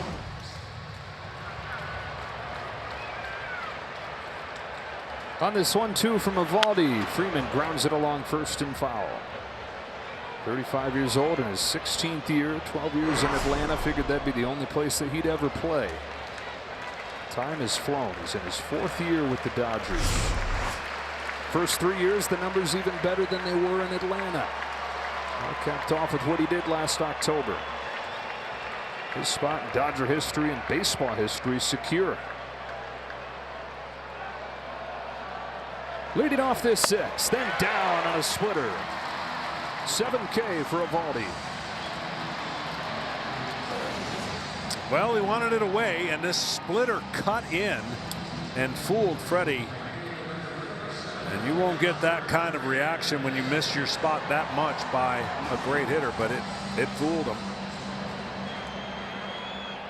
It's now a 31-2 strikeout to walk ratio for Nathan Eovaldi this year. Hernandez. That's sue for lack of run support, though. 6 total runs of support in his 5 starts. He had to feel like when he had that 2-0 lead, it had to be 8-0 in his mind. And a pitcher will tell you, if you can keep the game close and give me a 1-run lead going into the 6th inning and then score some runs, that would be great. But it is tough when pitchers go through stretches. You try to pitch perfect, and the veterans realize there's nothing I can do about the run support. I'm going to pitch my game. But it's human nature to want to always win 1-0 or never give up a run. Woo. Only way he's been able to get a win this year was to just handle the whole game himself and the 1-0 shutout. 1-0, yeah, in Cincinnati. Not an easy place to do it. Here's his 1-2 to Teoscar Hernandez. Bounced over the mound. Simeon waits and gets him 2 out. For more on Nathan Eovaldi, back down to Kenny. John, we talk all the time about max effort pitching, right? Well, here's Nathan Eovaldi, down 2 miles per hour on his 4-seam fastball for the year going into today, and he's performing at as high a level as he has always done. Why? Because he has that pitchability. No doubt. And right there, he used a quick pitch in that pitchability to kind of surprise Hernandez, and I just love that he does everything on the mound to be effective and progress. Now he's well into his career, so he's learned from the past. He's learned from the things that chucking it 100 doesn't work, and he's become more of a complete pitcher. Base is empty, 2 out. Conforto's up there. Fastball's a little bit inside. It's the picture of a guy who's comfortable out there doing the things like you're talking him, changing the delivery a little bit, the quick pitch here and there. Hardly sweats. Comfortable and in control in his 14th year. Fires 0-1. Backdoors that curve. Strike 2. Well, he has such great lower half of his delivery that allows that ball to spin and pop out of his hand. Late break, catch the back door. And now he can make the splitter go away if he wants. After the Conforto saw a ball out away coming back over the plate. Now he could see one going away from the plate.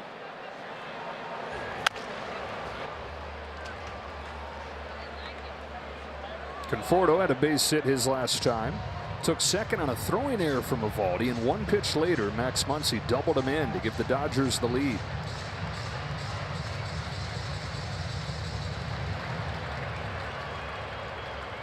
Since that double, 6 in a row retired by Eovaldi, who's home with another 1-2. Lays off the high cutter.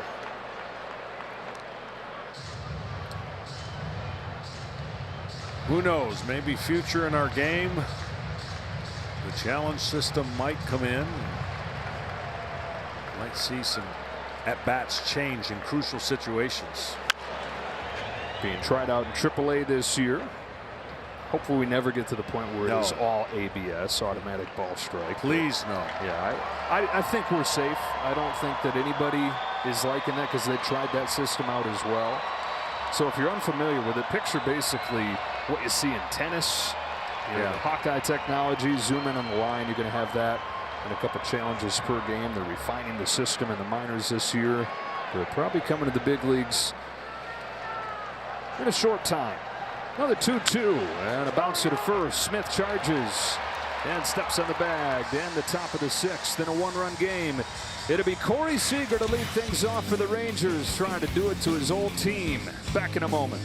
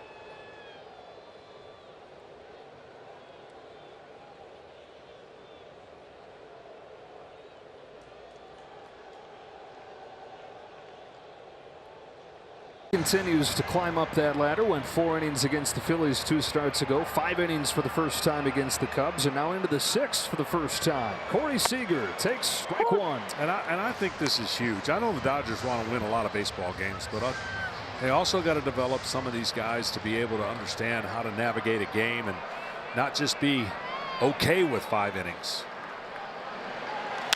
Seager cracks this one in the air to center field, but he gets under it. Andy Pages, 1 out. And the whole idea, and this is going back, as the game has changed a couple decades, has been trying to protect pitchers. But what we're finding is pitchers are getting hurt more than ever. And so it doesn't work. Yeah. And if you treat each game differently, that's the best way to protect pitchers. Because this game has had little stress, right? He gave up 1 hit, a 2-run homer. That's the result of the 2 runs. He's been in command with the strike zone for the most part. And this is a great opportunity to learn how to navigate this style of pitching, because bullpens don't do it. Pitching 5 innings every single time doesn't do it. And he's only got 72 pitches. So. And saying 100 pitches doesn't do it every time. Absolutely. Back to your point about this being low stress, it's a lot different 72 pitches than in his major league debut where there was traffic the whole game. 0-1 to Josh Smith. Last year, and it's partly due to why the Dodgers are still waiting for some bullpen guys, and they've made some changes, gone out some bullpen. Their bullpen was exhausted. I mean, beaten up, and the reason they won the World Series.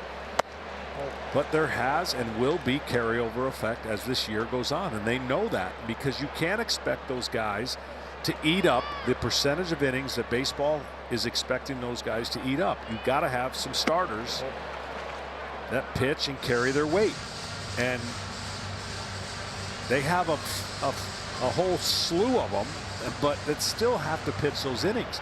And I would say this. That's a walk for Smith. The same narrative goes, just because you get more rest doesn't mean that's going to be safer for you either. That's an easy thought to have, but if you're a max effort, get after it type guy and you get more rest, you're going to want to do that even more in your start, knowing you got more rest. So is max effort the root problem? Absolutely. Spin rate and max effort to the tilt is a big reason why we have the problems we do with injuries. Tying one aboard here in the form of Josh Smith, who's got good wheels. And Adolis Garcia at the plate. 3-2 game, bottom of the 6th. Now, to your point about the load the bullpen carried last year, nobody carried more of it than Blake Treinen. He today was placed on the injured list, going to have to undergo some imaging on his arm. And Evan Phillips activated today, but he missed the first month. Minor tear, I guess no tear of your rotator cuff is minor, but a small tear that waited on to heal. They're still waiting on Michael Kopech to come back from some forearm inflammation. To short on a bounce for Betts. There's Edman for 1. There's the double play. And there's 6 innings for Roki Sasaki for the first time in the big leagues.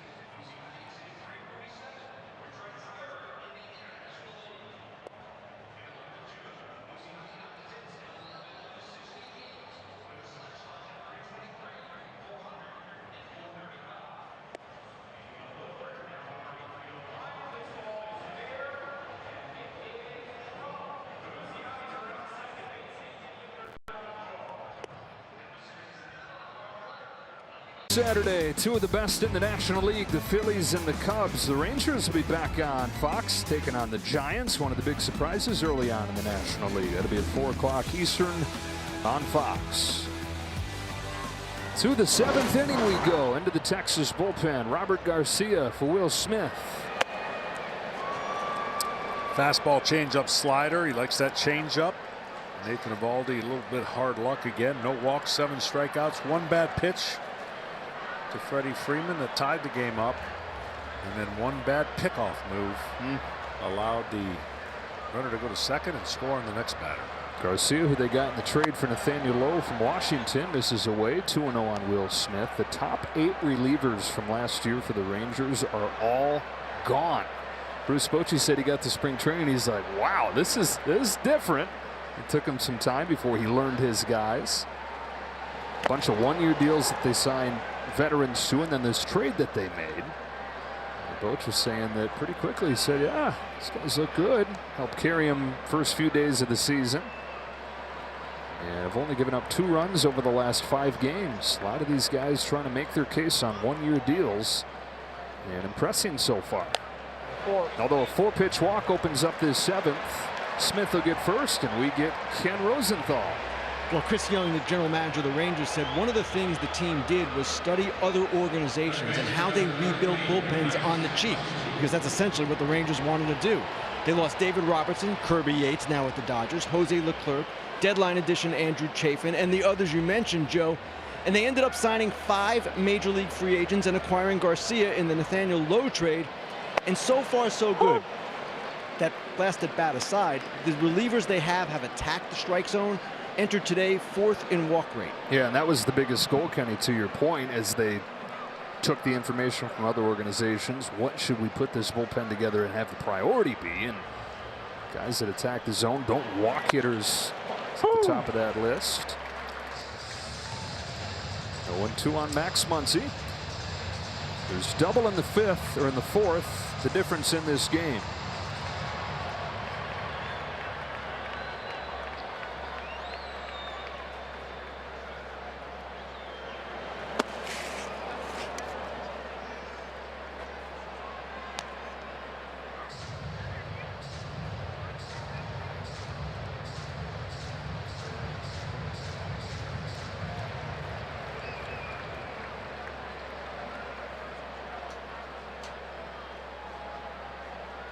The 1-2 from Garcia. Muncy takes strike 3.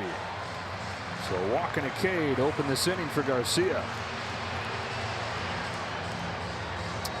That's his money pitch. He loves going away. Big portion of his strikeouts are going to be on that pitch away.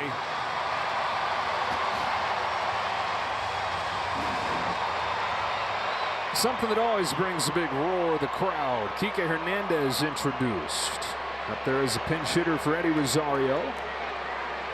Hernandez has had a weird year so far. He's got 4 home runs, but he's only got 6 hits total. He's 6 for 49, but 4 of those 6 hits have left the yard. And a different guy in the postseason through the years. Keeps on coming back to the Dodgers. Back on another short-term deal last minute this offseason. You think back to last October without the injuries that we've touched on, Freddie Freeman and then Miguel Rojas. He probably hardly sees the lineup, but winds up contributing in a big way once again. He's got the biggest increase in slugging percentage of any player ever from regular season to postseason. Change for a strike.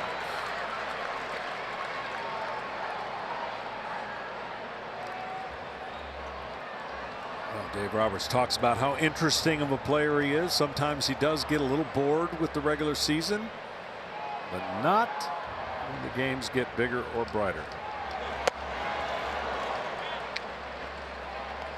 33 years of age. It's his 12th year in the big leagues, 9th year with the Dodgers. Went away for a few years to Boston. 229 in the regular season for his career, 294 in the postseason with all kinds of power. 15 postseason home runs after the 2 that he hit last year. When you look at his line, it's almost identical in the postseason to Mr. October Reggie Jackson. Across the board, Kike Hernandez has morphed into him. The games have mattered most. Smith at first, one away. 1-2 pitch from Robert Garcia. Will that be after a throw over, and they've got Smith. 2 out. Perfectly timed choice to go over to first. Of course, you can only do that twice. And if you go a third time, you've got to get him. Otherwise, he gets to go to second base. I would think Kike Hernandez right here is going to have to fight off a changeup. Struggles this year on off-speed pitching.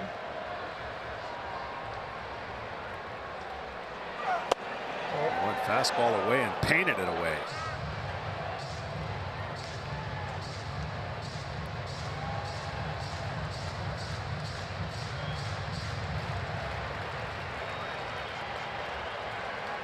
Stays alive for this 2-2.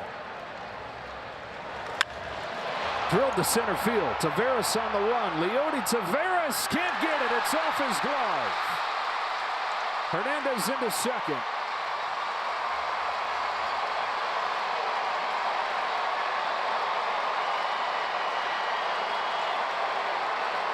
Taveras might be a little surprised he didn't catch this ball. And he goes back and he takes the angle you got to take. Let's see what happens at the end. He kind of jumps and maybe a little nervous of the wall. But doesn't come up with it. You know, and John, part of the reason the Rangers are still winning games even though they're not hitting is the defense has been sharp, but it's deserted them today. The pickoff error that led to the go-ahead run, and now this error, or at least misplay, keeps the inning going for Pages.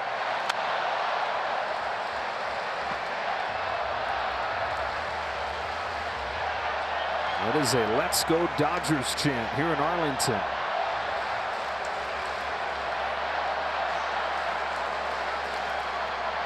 Yeah, the blue can be confusing because both teams really have blues. Same shade.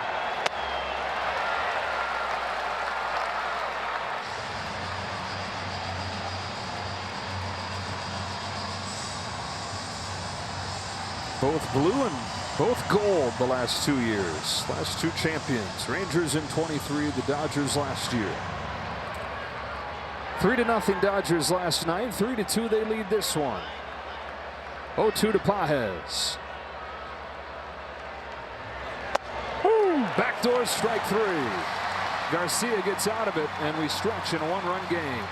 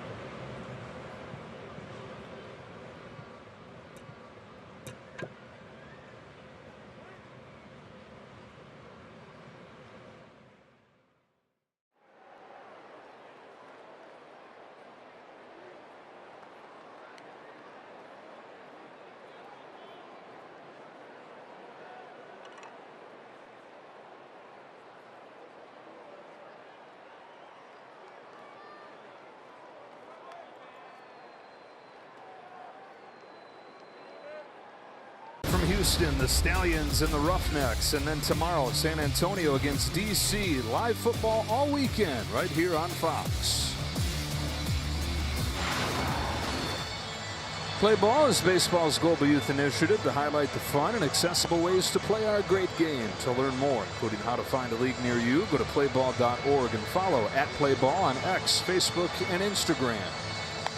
Two-run home run from Kyle Higashioka had the Rangers in front in the third inning, but the Dodgers getting 3 runs in the top of the fourth, and that's where this game stands as we go to the bottom of the 7th. Two-run home run from Freddie Freeman, and then a throwing error with 2 outs that opened the door for Max Muncy to drive in Michael Conforto.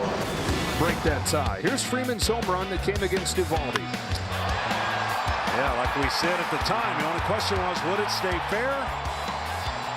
Freddie got a glimpse and then ran the bases. And then this throw, really, unfortunately for Eovaldi, the ground rule double would have not scored the runner, but that's exactly what Muncy was able to deliver after that, and that is your score. How about this left-hander, this rookie? Jack Dreyer has been a huge part of the equation in the Dodger bullpen. In his debut in Tokyo, he gave up a run, but 1 hit over 11 shutout innings since then. For more on Dreyer, down to Ken Rosenthal. Well, Jack Dreyer's father, Steve, made a very memorable Major League debut for none other than the Texas Rangers on August 8, 1993. His opponent that day for his debut, Randy Johnson. And Steve threw 5 scoreless innings, but it was a little bit of a mess. 6 walks, 5 hits allowed, but he got out of it. And what was also memorable about that game, Randy Johnson got ejected, Lou Piniella got ejected, and the Rangers ended up winners. First pitch from his boy, Jack. Spins in for a strike on Jake Berger. Pinch hitting for Jock Peterson. Jack says his dad has told him that story many times. Told him the story of all the bad words that he heard coming out of Lou Piniella and Randy Johnson, who could cuss for the best of them. No balls and 2 strikes. Jack, undrafted out of Iowa a few years ago. Part of it was injury concerns, but he has made huge leaps and has come really from off the radar to be a key piece of this bullpen. Here's his 0-2 to Berger. Well, the biggest part of his equation so far early in the year, 0 for 18 against his 4-seam fastball. And it's not one of those 4-seam fastballs you would go, oh, that's 100 miles an hour. I understand it. He's not afraid to throw it, and the deception of his mechanics gives a whole different perception to the hitter when they see the 4-seam fastball. Evan Phillips getting ready for his season debut. 1-2. This is up. The Dodger bullpen, as expected, has been excellent. There's one game where they gave up 15 runs, and part of that was Rojas was pitching, but a 2.20 ERA otherwise. Yeah, so that shouldn't count for a bullpen. Yeah. I'm sorry. Straight up. And Berger's issues continue. Muncy there to catch it.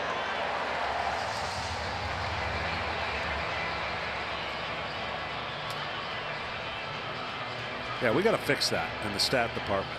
It makes no sense. It's a position player pitching, which in and of itself, don't get me started on that, shouldn't count towards your team bullpen ERA. Yeah, I'm with you. Rojas is like, hey, this talk is not good. I'm going to hide behind my guys here. In a 3-2 game, Josh Young takes inside ball 1. Young's 0 for 2 today. Rangers only 2 runs in these 2 games, just a notch below their per game average, down near the bottom of the major leagues. 1 ball, 1 strike. Career best 6 innings from Roki Sasaki after Yamamoto went 7 innings yesterday. Bouncing ball to straightaway short, and Mookie Betts. Yamamoto so far looks like best pitcher in baseball. He sure does, and he showed what he could do when he turned it up last season in the postseason, and he made the adjustments after kind of a wonky start.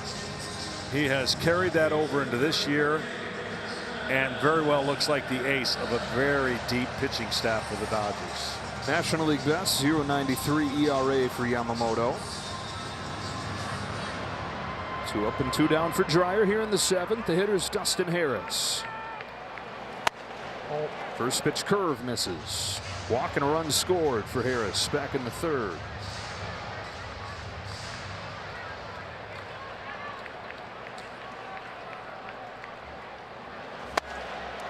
Came up, played a couple games last year. In his major league debut right away, Bruce Bochy said he caught his eye, was impressed with his presence, and never seemed too sped up, never seemed too bothered. He's kept on going with that this spring and started the season in AAA, came up because of the injuries. Good looking piece they have here.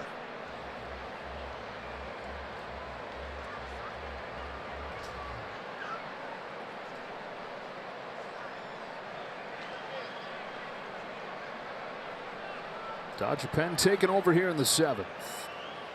#1 in the majors in several categories, including strikeouts. Key with the defense being one of the only question marks for this team. Keep the ball out of play. Don't worry about the defense. Routine for Andy Pages and routine for Jack Dreyer.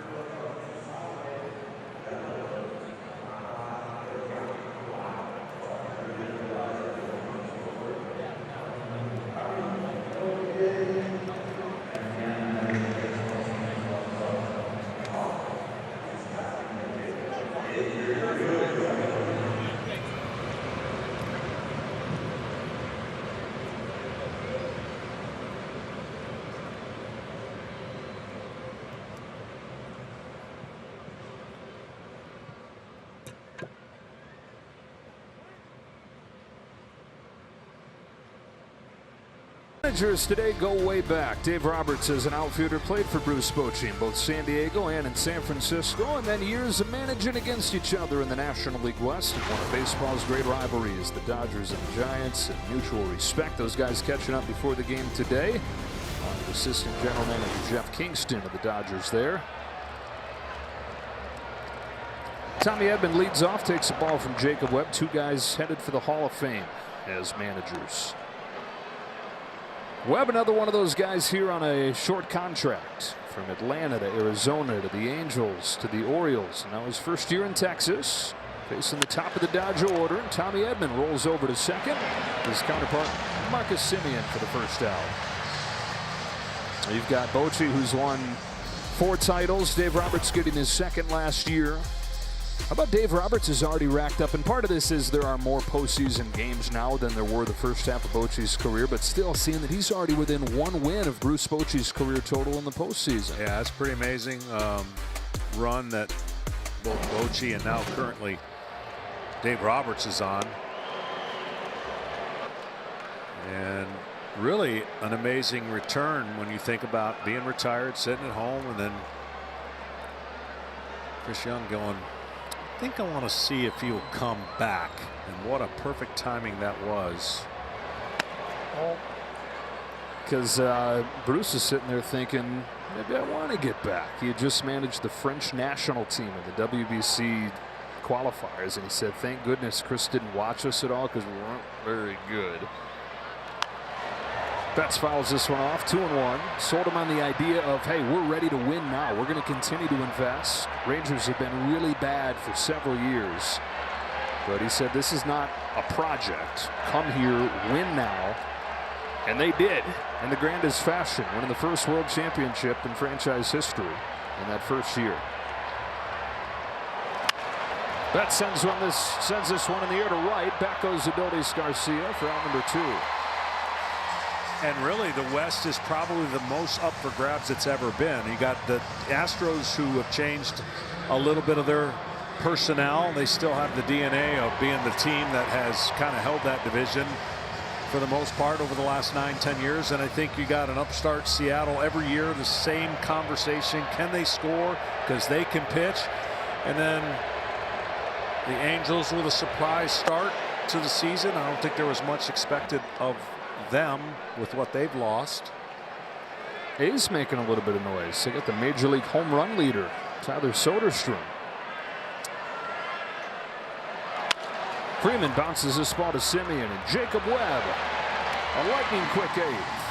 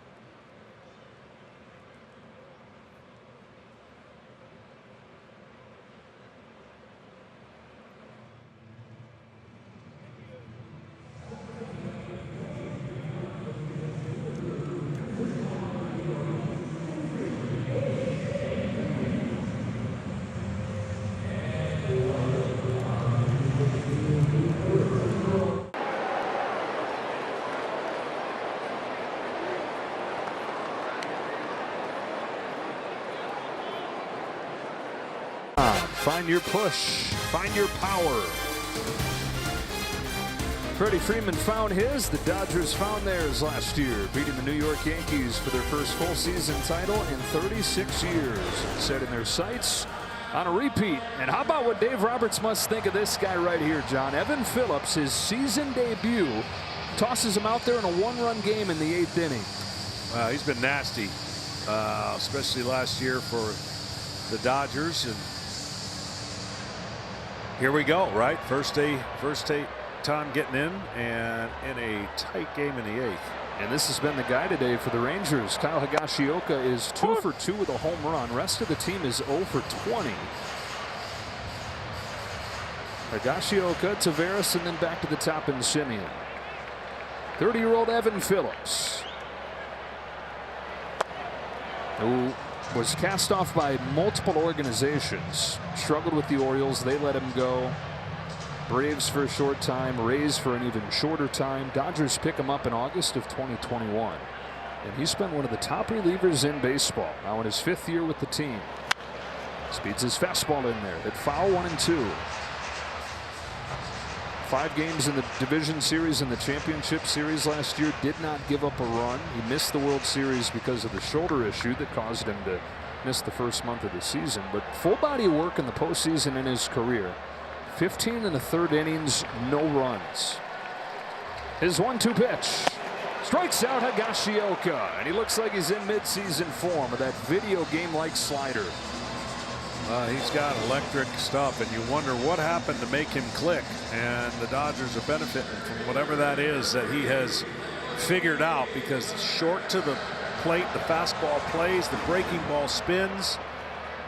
It's a great combination. That's the pitch right there that he's rode. 155 average against that pitch since he came to the Dodgers. It's his most used pitch. Upstairs with the first one to Taveras.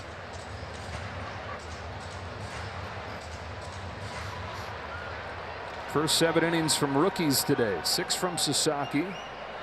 Last inning from Dreyer. And now the veteran Phillips. 1 ball, 1 strike. You see, that's the pitch I think that really surprises a lot of the hitters, is how quick that fastball gets on the batter. I mean, this ball just is by him, and it's 95. There's nothing to sneeze at, but it's quick. Taveras shows bunt, takes a strike. Even with Muncy on the grass over at third. Alex Vesia is getting ready. And Blake Treinen placed on the injured list today. Tanner Scott, the closer for the Dodgers, although several guys down there with closing experience. And one of them right here.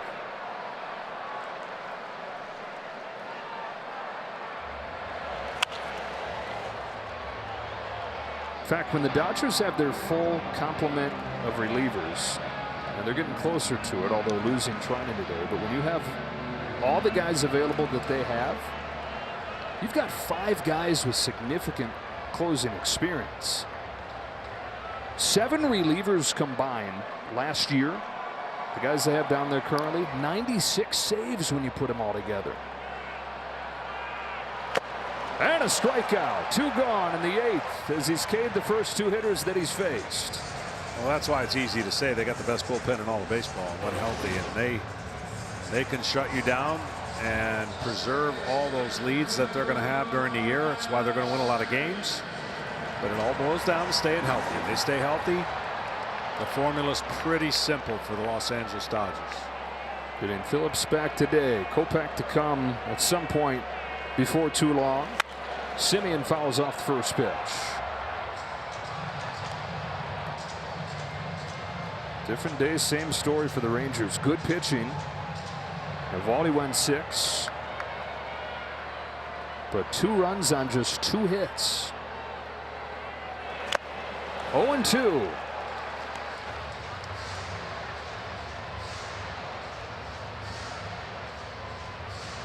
Evan Phillips activated a couple days early with Treinen going down today. And as sharp as can be.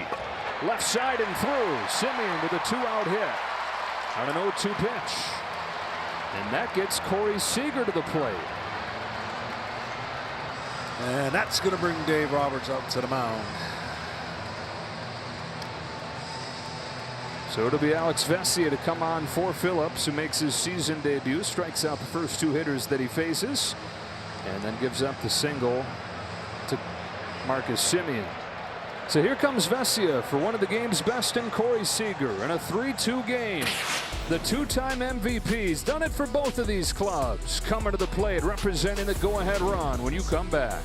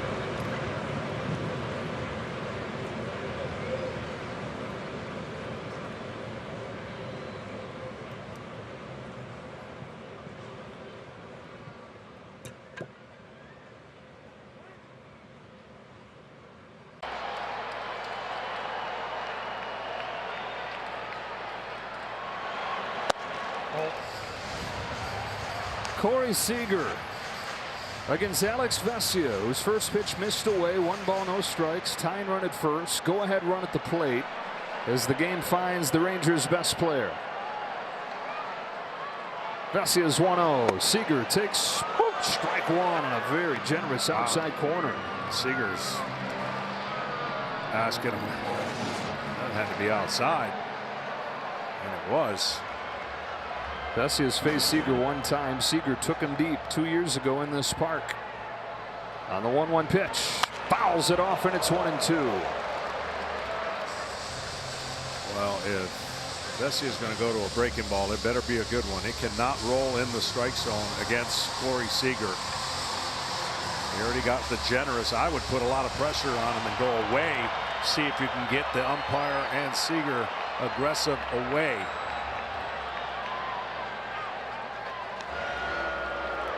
I'm always amazed that pitchers don't expose that side of the plate that they get that inches off, and just, you got the count in your favor, you can just expand the zone. Here he comes at the 1-2. Goes back out there, and Seager takes it. Count evens up.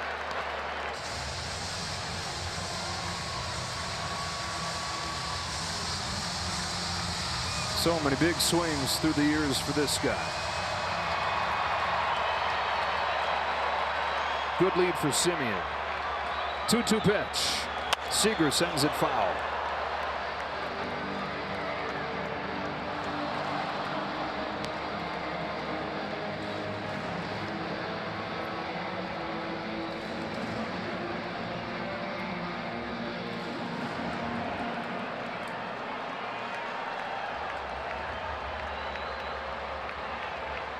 On another 2-2, Seager fouls it into the glove, strike 3.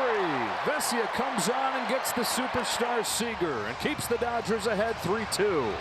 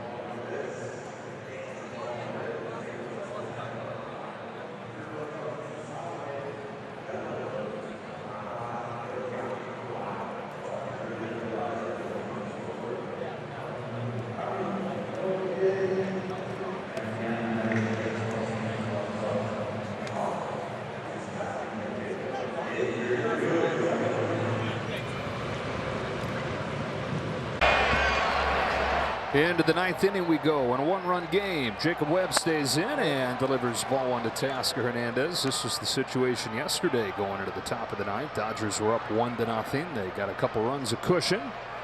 Got out of there with a 3-0 win. Texas unbeaten in one-run games this year.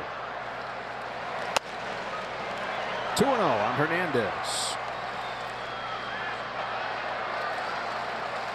For the Rangers in the bottom of the ninth, Smith, Garcia, and Berger.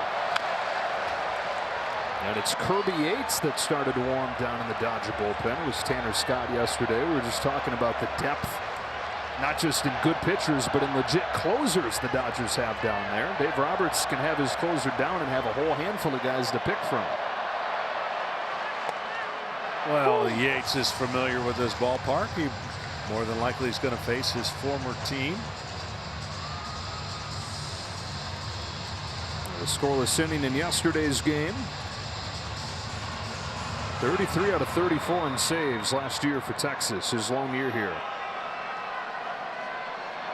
2-2 on Teoscar Hernandez, who swings and misses at a changeup.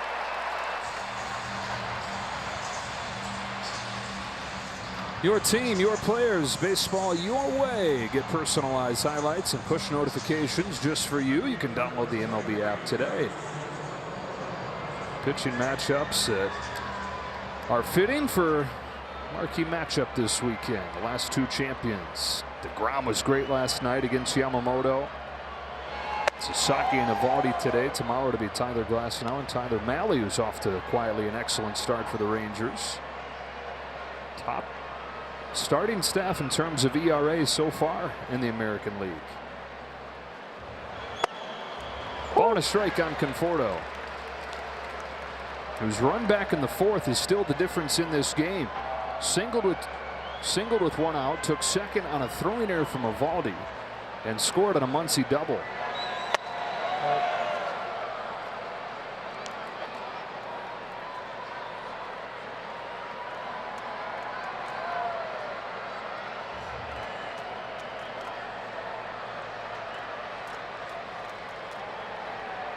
On a 2-1 from Webb, he takes strike two.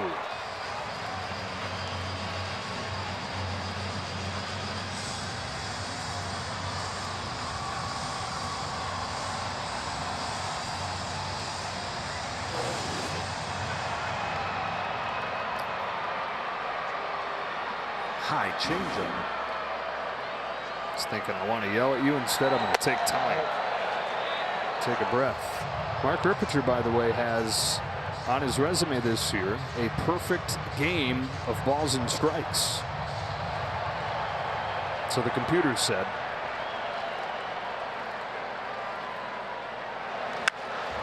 Lifted to right field. Adolis Garcia on the run, and he makes the play.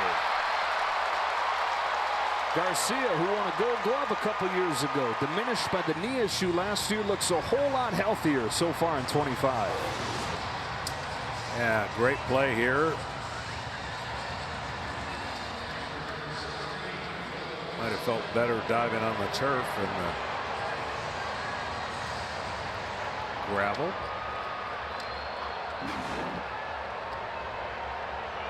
Two gone in the ninth. Here's Will Smith. Strike one from Webb. Smith looking for his first hit of this series. 0 for 2 with a walk today. Dodger catcher who's locked up long term. Swings and misses, and it's 0-2. Well, he's in good rhythm with his secondary pitches. Since coming over to the Rangers, they've thrown more changeups percentage-wise than he has in his career. 2 breaking balls there. Facing his hometown team here, Riverside Poly Product. There's a check swing, roller over to first, fielded by Smith. And it'll be Josh Smith that's going to lead off the bottom of the ninth inning. Fasten those seatbelts in a 3-2 game. Smith, Garcia, and Berger coming up.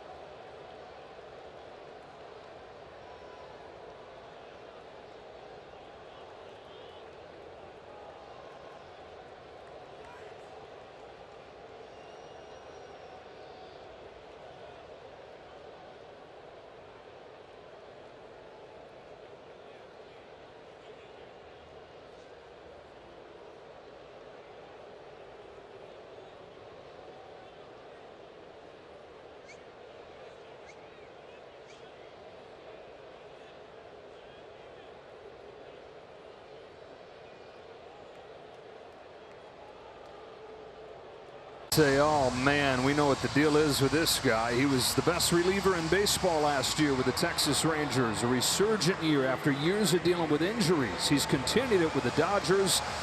And a year after getting 33 saves for Texas, he's got a chance to get his first one as a Dodger and to get it against his old team. He's got a new left fielder as Chris Taylor replaces Michael Conforto. For the Rangers here in the bottom of the ninth, 3, 4, and 5, Smith, Garcia, and Berger. Kirby Yates has faced 40 hitters this year. He's struck out 20 of them, including 2 of them in a 1-2-3 inning last night. Strike 1 on Smith. Smith 0 for 3 today, 0 for 2 today.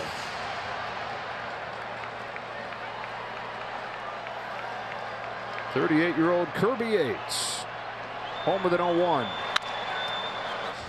It's another guy with a splitter. That splitter is what he throws a lot, and that splitter is what has given the Rangers fits in this series. They have really struggled against that pitch and expect Yates to throw a bunch of them here in the ninth. That one cut. Yates home with an 0-2, and it is golf to right field down the line. Hernandez over to the corner. Just foul. Josh Smith that close to tying the game. Wow. Well, another one that's stayed in the middle, and you see he's pulled 2 of those splitters that are not supposed to be at that part. And the body English and the relief.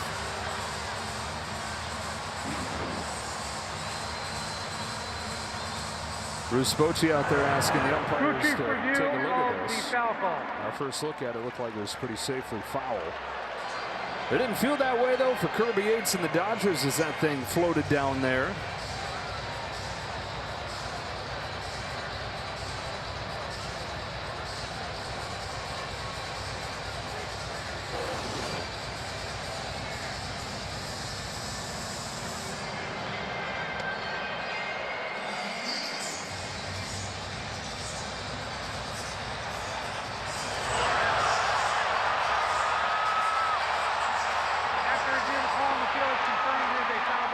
And so they have confirmed the call. No balls and 2 strikes on Josh Smith. One of the bright spots for the struggling Texas lineup. And Kirby's going to have to stay behind that splitter to make it go the other way to keep it out of the middle of the plate. But to your point about the Rangers struggling with splitters this weekend, they're 0 for 16, 8 Ks against that pitch. Seems like everybody they're facing has one. Here it comes. Poked down the line and a base hit the other way. Smith is headed for second. He's got a leadoff double. Tying run in scoring position just like that. So he hooks one down the right field line and then 1 pitch later pokes one the other way. It's still flat. See how it stays right there and he goes with it. That's great hitting. That is not a guy going up to just pull. He's got the whole left side of the field. No third baseman. They're shifting him over. Easy double. And now the Rangers are in business looking to tie and possibly take the lead with 1 swing of the bat. Adolis Garcia takes in tight, ball 1. Postseason hero of 2 years ago with his 5 home runs in the championship series and his walk-off home run in game 1 of the World Series. 3 homers so far this year. On the 1-0 from Yates, Adolis out in front. Found that splitter right there to even the count. Well, it's the right hitter to be at the plate for Yates because you don't look for him to go the other way. Typically, he's looking to lift the ball and get it in the air for a deep fly ball. So that change of speed really had him way out in front. Unbeaten in 1-run games this year. Back to the start of last year. Second best in the majors. Tying run at second. Nobody out, bottom of the ninth. 1-1 from Yates. Is hit hard to deep left center field. Adolis Garcia with a walk-off home run.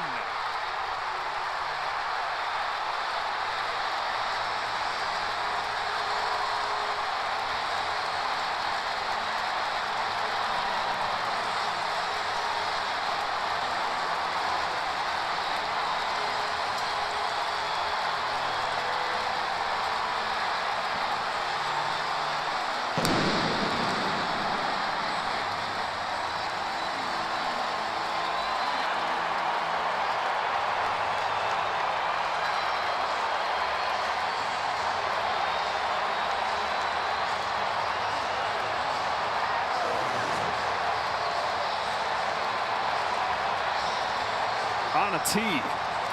Fastball right there. And this crowd responded. He was there to meet the moment every time the Rangers needed him during the championship run 2 years ago. And big part of what was missing last year was his spirit, his energy, as he was diminished by the knee issue. Healthy again, and that's some of the magic that he brought 2 years ago right there. Walk-off home run for Adolis Garcia, the 5th of his career. And so the Rangers have tied this series at a game apiece. 4-3 the final. They stay perfect in one-run games. They turn it around in the 9th inning from down 3-2 to win it 4-3 on the Garcia walk-off home run. Other side of the break, Kevin Burkhardt and the D-Train, Dontrelle Willis. We'll have you in studio for post-game coverage, get you up to date on everything going on across baseball.